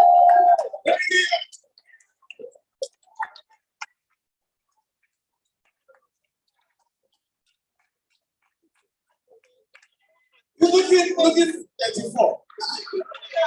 You tell us the secret. It's part of the Blip. Hey! Hey!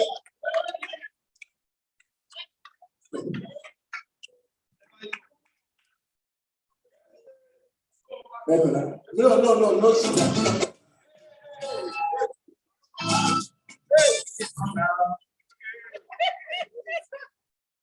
No, I can, no. And then I said, sit down. I said, sit down. I go to my day. See, all the people in there, we sit down. I like. All the people in there, we sit down there. I like. Okay. Why? I've been Tinubu senior brother. See, I want you to do some one small song. Like I say, make me stand. Okay. Today, just listen first. I saw people be take our mumu don't do today. Our mumu don't do today. Oh,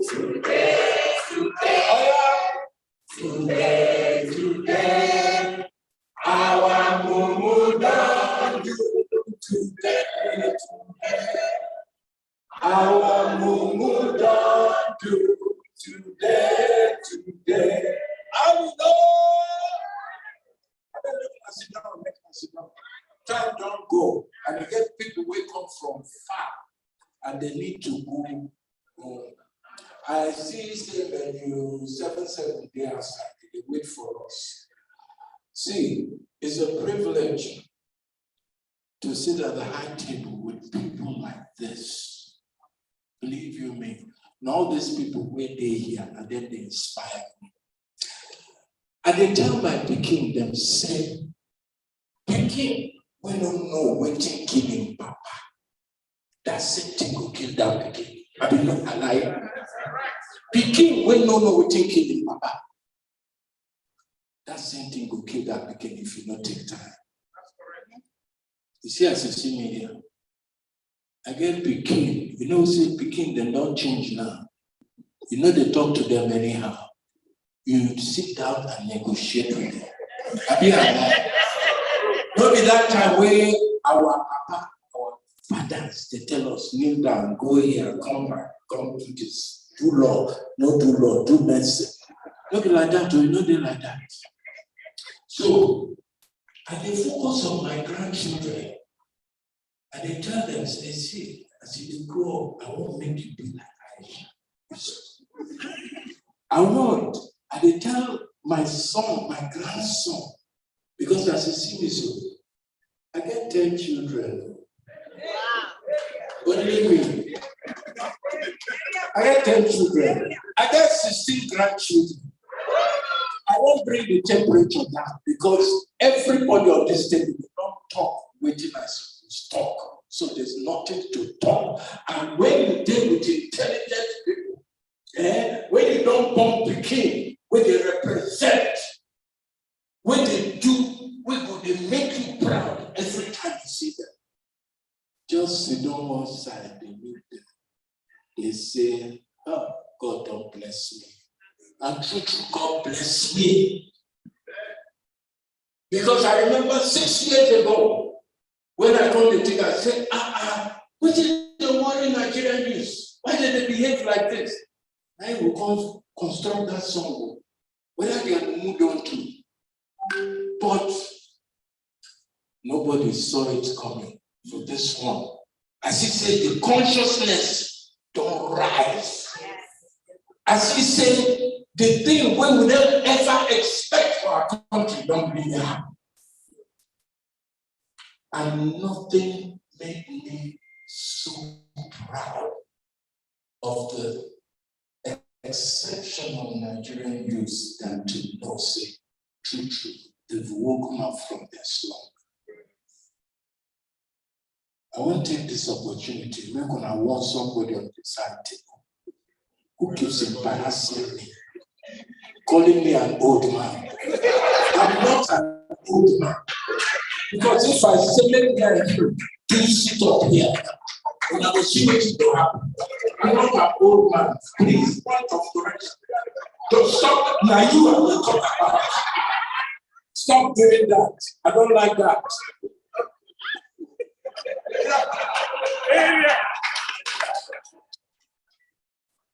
So I draw inspiration from all this people here. Because I have to say, the thing why they talk about 40, 45 years ago, before they even born some people who did this thing. I don't see and the thing they manifest. We not been things say somebody like PeterObi go come against scatter ground like that. I not been things say for my lifetime. Say Nigerian youth go come, they are awake like their eyes, if you know the obedient people, whether anything happen or you know happen, you see Nigerian politics, they can never ever be the same. Today I can stand up and beat my chest and I say, I contributed something to all of that. Because maybe today we start this journey to come finally see. Because I've always maintained that the salvation of this contraption called Nigeria lies in the hands of exceptional people. And who are those people? The youth. You know, that's like that. Aisha, I don't know whether Aisha some people mention. Well, now you now say. The kind of people like they see for London and not they see that for Nigeria. Make I have a small. Because I remember 10 years ago, I used to travel to go to a lot of European countries to go talk to Nigeria. Sometimes the kind thing where they take my tell me, I look them, I say, look at these people who just from we country come on. Why did they behave like say we be animals? We know the evil thing. They don't know what thing may happen to us. Look, the same thing make them jump come out. But as you say, things don't change. And it's changing for the better. Because that mindset will not get. You don't they drink and they will keep up. Like everybody don't talk. I said they don't talk everything I'm supposed to talk. And I'm proud of all the people that have spoken today. Because the bottom line is that, well, if we be here, inside on our blood, when I don't remember say, when I get a home called Nigeria. When I get here, because you guys are used to things working well, 24 hours light. When I no be bad too. If you no get where to go call on our home, I'm sorry for them. And the people that are aiding and abetting all these criminals waiting for our land. See, I will tell them something. She Indian man come down the road there. They know say that kind of thing will happen. I give you prediction in the next 15 years, Nigerian people do this country. They will rule this country and they will see shame.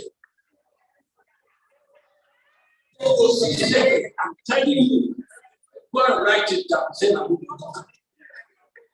Because in every sector, name the sector, I bring something on waiting.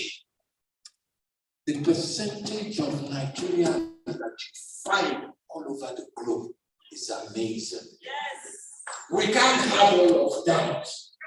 And our country to just do like that. The other day,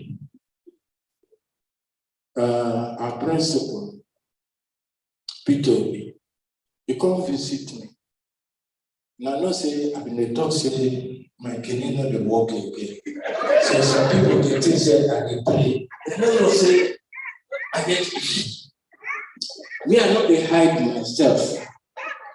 Because if you hide sickness, sickness will hide you. So I hide myself.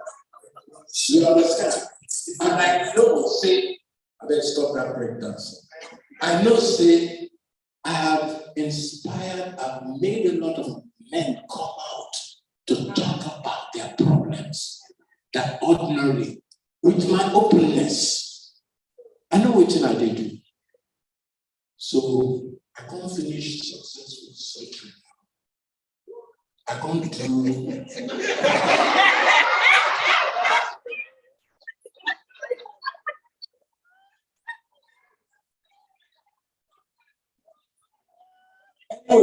Anyway, when I know say I did Thanksgiving, but the doctor, I still dey go and I never finish the plan because I need to confirm is the instrument all right or not. I never confirmed that. But what I wanted to say, it was hard to work with that. My principal, our principal, finally came to say, well done. He said, but you don't look like somebody who is sick. I said, yes, because I work at it. I only have one question, because I don't boast before. I say, if can happen, happens in Nigeria. Now, I will find Nigeria. I go Ghana, go relocate. If APC or PTP win, me, I could just back up. I don't try now. I don't try. 50 years, I don't try. Make another person try. But I'm here today. I'm standing before you to tell you something. All that their plan, you know, could walk. That's what I just want to say to you. You see that tonight?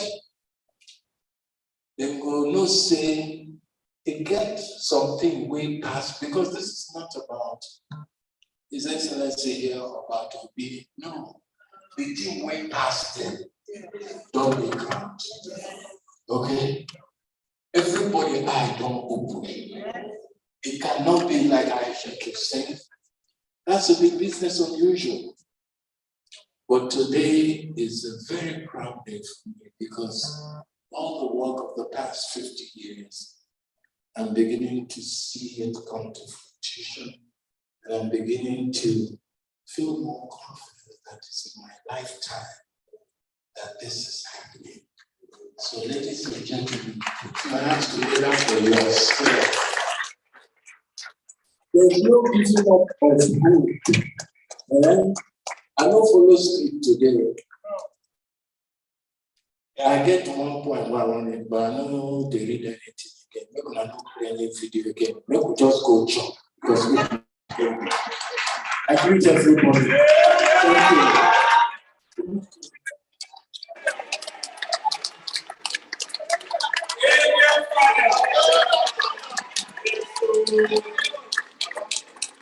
Thank you. God bless you. Please, thank you for that round of applause. Can we have one more round of applause for this wonderful team? The team that we are looking forward to, that will change Nigeria. Thank you so much. Hold on. We are time strapped now. We will take a maximum of 10 questions. Two. Okay. We will want only 2 questions. 2 questions. And I will take a male and a female. One from that side and one from this side. Okay. Question, please. Please, the other microphone. Can we give the other microphone to? Actually, please. They will use this one.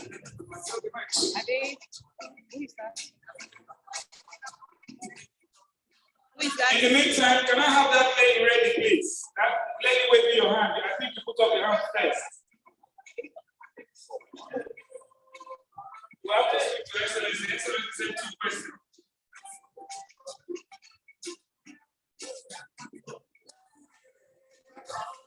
Microphone, please. Where's the microphone? All right, come forward, please. Come forward. Okay.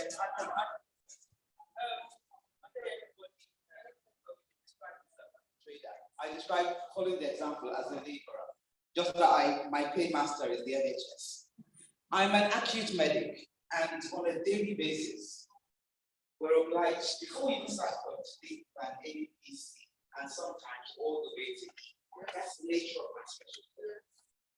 And one of the main reasons I come up here, and I asked this person of Loretta, I can see plan A.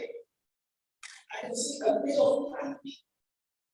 If there is a plan C in this whole effort, and I see it as a war, to take back the soul of Nigeria, forgive me for saying, you might be hiding it very carefully, and I have been looking, scrutinizing. I cannot see a plan C, talk less of a D for it. Now, those who know the history of the Second World War know that there was something called legacy source. Where is legacy source? Who is coordinating? And how do we sign up? Because there was the formal army during the Second World War, but everybody knows the role that legacy source played. I've been looking for the coordinator. It's the main reason I've actually had to swap out of work to come here. Where is legacy source? I want to sign, and I'm going to keep it that simple. Where is the Thank you very much. Thank you very much. I'm from Afada primary television. I'm just quite interested in that question, and I'd love to hear your answers, especially as you talk about this democracy matter. And this kind of other agenda sounds like a kind of non-democratic thing, which I'm sure we are about. Now, the question I have for anyone on the panel is Nigeria's democracy on trial? Or is it the Nigerian politicians or the Nigerian judiciary that is on trial? And finally, what about what's happening with the Labour Party? Because there's so much confusion going on there. That's part of our democracy. And we need the united party if you're going to have victory. Thank you.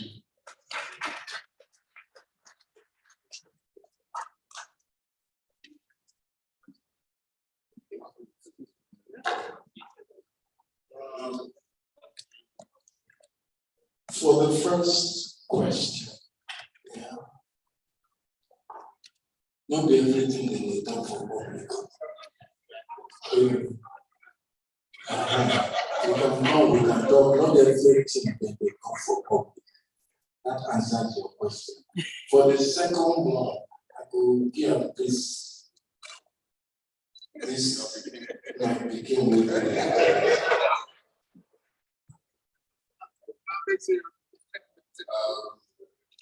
you don't say Havana old man, so that first question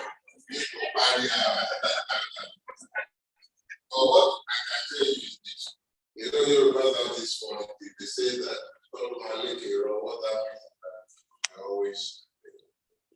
I have found over the course of time that every time you manage to maneuver an implacable force, no matter how powerful that force might be, if you manage to maneuver it to a point where it is having to be defensible, it becomes very easy to defeat such a force.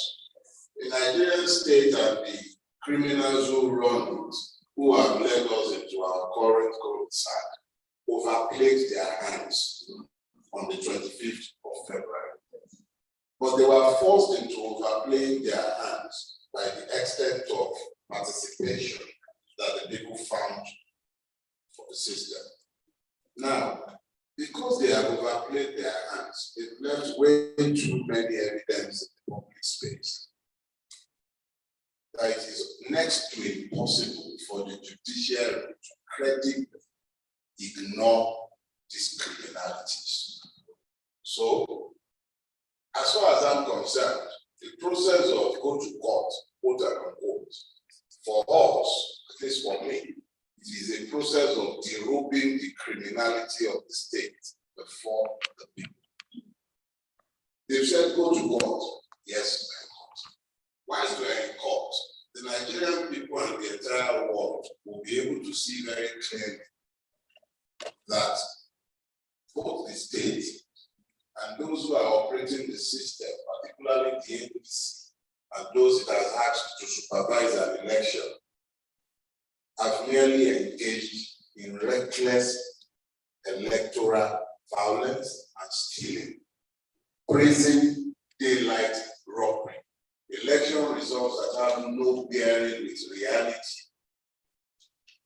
and obviously in breach of all the extant laws. So when you take this through the court system, it helps the people to see and connect them to the obvious criminality of the process that has thrown up a person that is essentially a career criminal as the president of the country.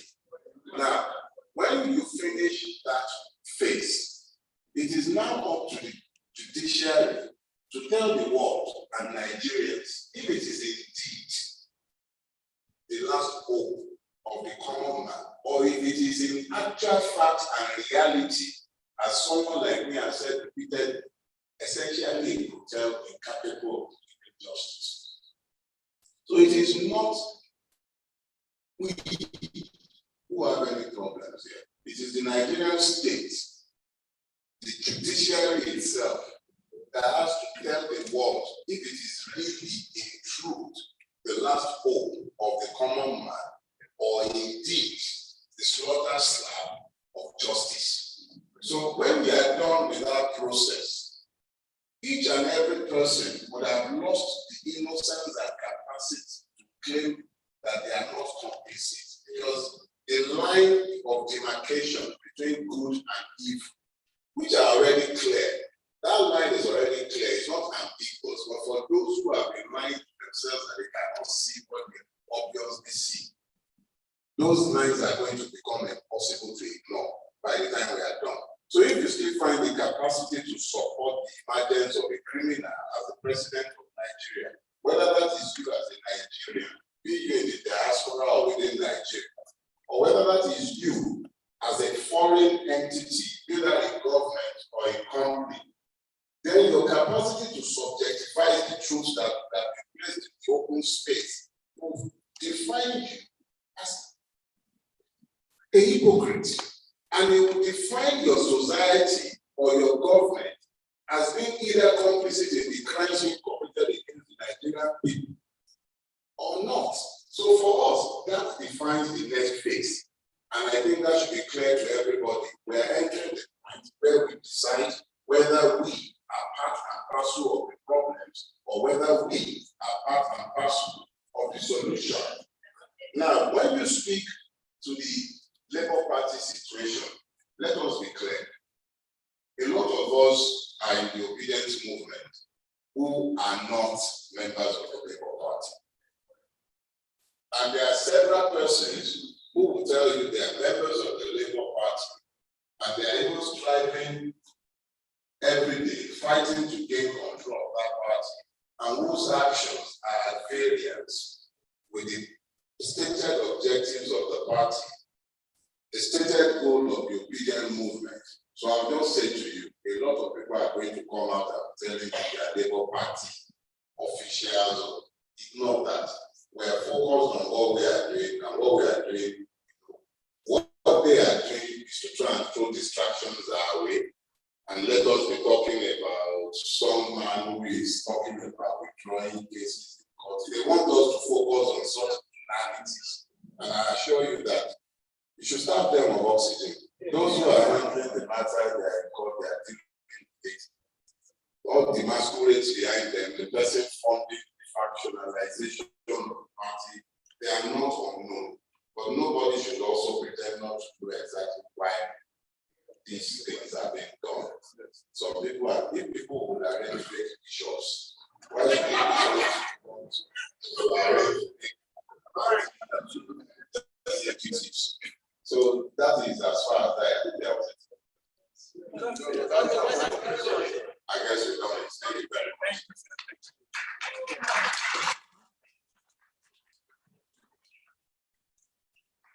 Distinguished ladies and gentlemen, everybody has gone well. But usually you have chairman of competition, in addition to special guest of honor, which I'm highly honored to be to. I can arrogate myself as chairmanship. To bring this to a very good end, I would like to say that the common man, not the judiciary, is the last hope of the common man. Really. I'm telling you this as a victim before, as a litigant now, and as a possible victim at 3 knots again. You see, there is nothing that cannot happen. I don't want to really say that in Nigeria, but there's really nothing that can happen. The sun and the moon are celestial objects high up in the sky, and they both emit light at various degrees or intensity. So, in daytime, when there is cloud cover, somebody says it is at night. If you don't like, you go to court. In a bright moonlight, where you can see face to face, you see it's sunlight. If you don't like it, you go to court. The meaning of in each of at least 2/3 of the states of the deliberation which has been defined. And the meaning of and can be changed. It was bright, it was daytime, there was cloud cover, it looked dark, so look, and Nigeria and doesn't mean plus, it means minus. If you don't like it. And when you go to Portugal, the only thing they know is that this man will not just like it. Now, it is easy to talk tough it's not easy to act tough. That's why I say the common man is the last of the common man. If you think judiciary will come and give you democracy, wake up. The judiciary has to see you that yes, you are a respectable, democratic, self-loving, societal meaning common man before the judiciary will respect you. If the judiciary does not respect you, they'll throw anything your way. So everything nice about this common man. Is this common man going to sit down and in 14 days' time, the meaning of "and" would have changed? That is it. Yes, the question from the very brave lady I saw from the NHS. One bullet in the Hebrew square is not the same as one bullet at making cakes. One pint of blood that was spilled at the Hebrew square is going to be different from that one at making. But listen, is this going to come easy? We'll sit down holding conferences, writing articles on social media. You know, there's social media and there's social media. Continue writing, sensitizing the international community. You are your own international community. You are your own judiciary. You, the common people, we, the common people. Right now, as the clock is ticking away, the meaning of the common man is fading away as every hour clocks away. Because if INEC had any recognition of the common man, they would not have proceeded to give that certificate of violating the Constitution. The crux of the matter is what does the common man mean in the Nigerian system? That is where the problem is. And if the common man means something to the judiciary, they will not wait to violate the Constitution on 29th of May. Because the common man means nothing to the system. Where is the common man? Some of them are diaspora, some of them are busy at work, some of them are paying their mortgages, some of them do not even know what democracy is, some of them are eating out a living, as a very, very small percentage is feeding fat, feeding large, living large on the calamity of the rest. Badebo before said that the number of those who want Nigeria to work far outweigh those. He is correct, but not entirely. Because the small things that minute number does now outweighs. One irresponsible administrative rascal chairing INEC threw us this problem. Only one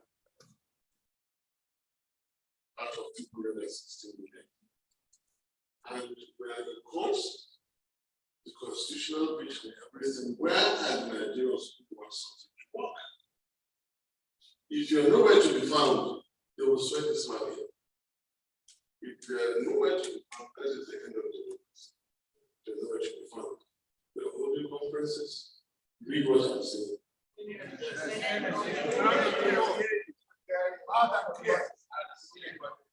The operation that I just talking about is in the heart of every Nigerian. How strong do you want to be? How much do you want to stand for a democracy? I've been using examples. They've been trying to put me in trouble. As I speak now, they are getting ready to change the meaning of what I said. And when I held a press conference, they asked and I answered, I am not going to help my parents. by telling Nigerians no, let it go. I will not. At the same time, I will never ask any Nigerian to do anything that is illegal or constitutional. Is it legal, is it constitutional for you to come out and peacefully protest? Yes. Is that the thing that will add value to the common man in Nigeria? Yes. Is that what is going to bring in the new Nigeria? Yes. Is that what I'm asking you to do? Yes. Any minister is free to go and write DSS now. The videos are available. Yes, and ask Nigerians to come out peacefully and disallow any unconstitutional government from coming to Nigeria. Yes. I gave examples. Here in Europe that you live, you find people who strap themselves to the highway because they don't agree with the toxic waste that is passing through their territory. What is that? Value to the common man. The rulers, the governments, know that the common man in the UK has substance in him. The misrulers of Nigeria have to know that the common man in Nigeria has substance. It is from them that we begin to matter. That is when they will not breach the constitution in doing all these things. I gave examples of India, where farmers sat for 1 year because of conflicts. I gave an example again, as we see today in the news, in Israel. They're in the 8th week of protest. Nigerians have come here, we have talked tough. I listened to everybody talking tough. Are you going to walk the talk? If that's the case, why do you keep saying and complaining and crying what you're crying? Fellow Nigerians, the common man, not the judiciary, is the last hope of the common man. I so conclude. Thank you so much.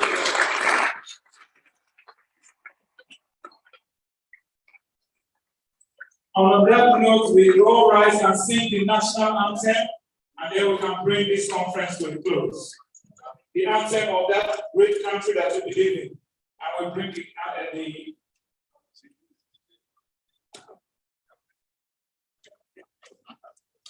please, DJ, please.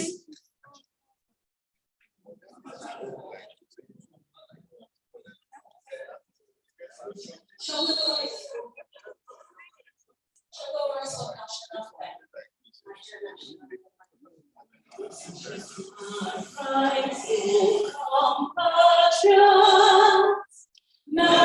Nigeria's called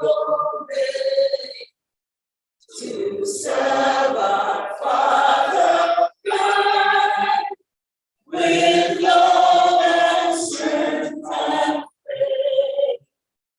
The labor of our heroes past shall never be in vain. To serve with heart and mind, one nation bound in freedom, peace and unity. Thank you very much. Thank you for that. Please, if we have small chops outside, please don't go without eating them. They would be useless if we leave them. And the press secretaries. You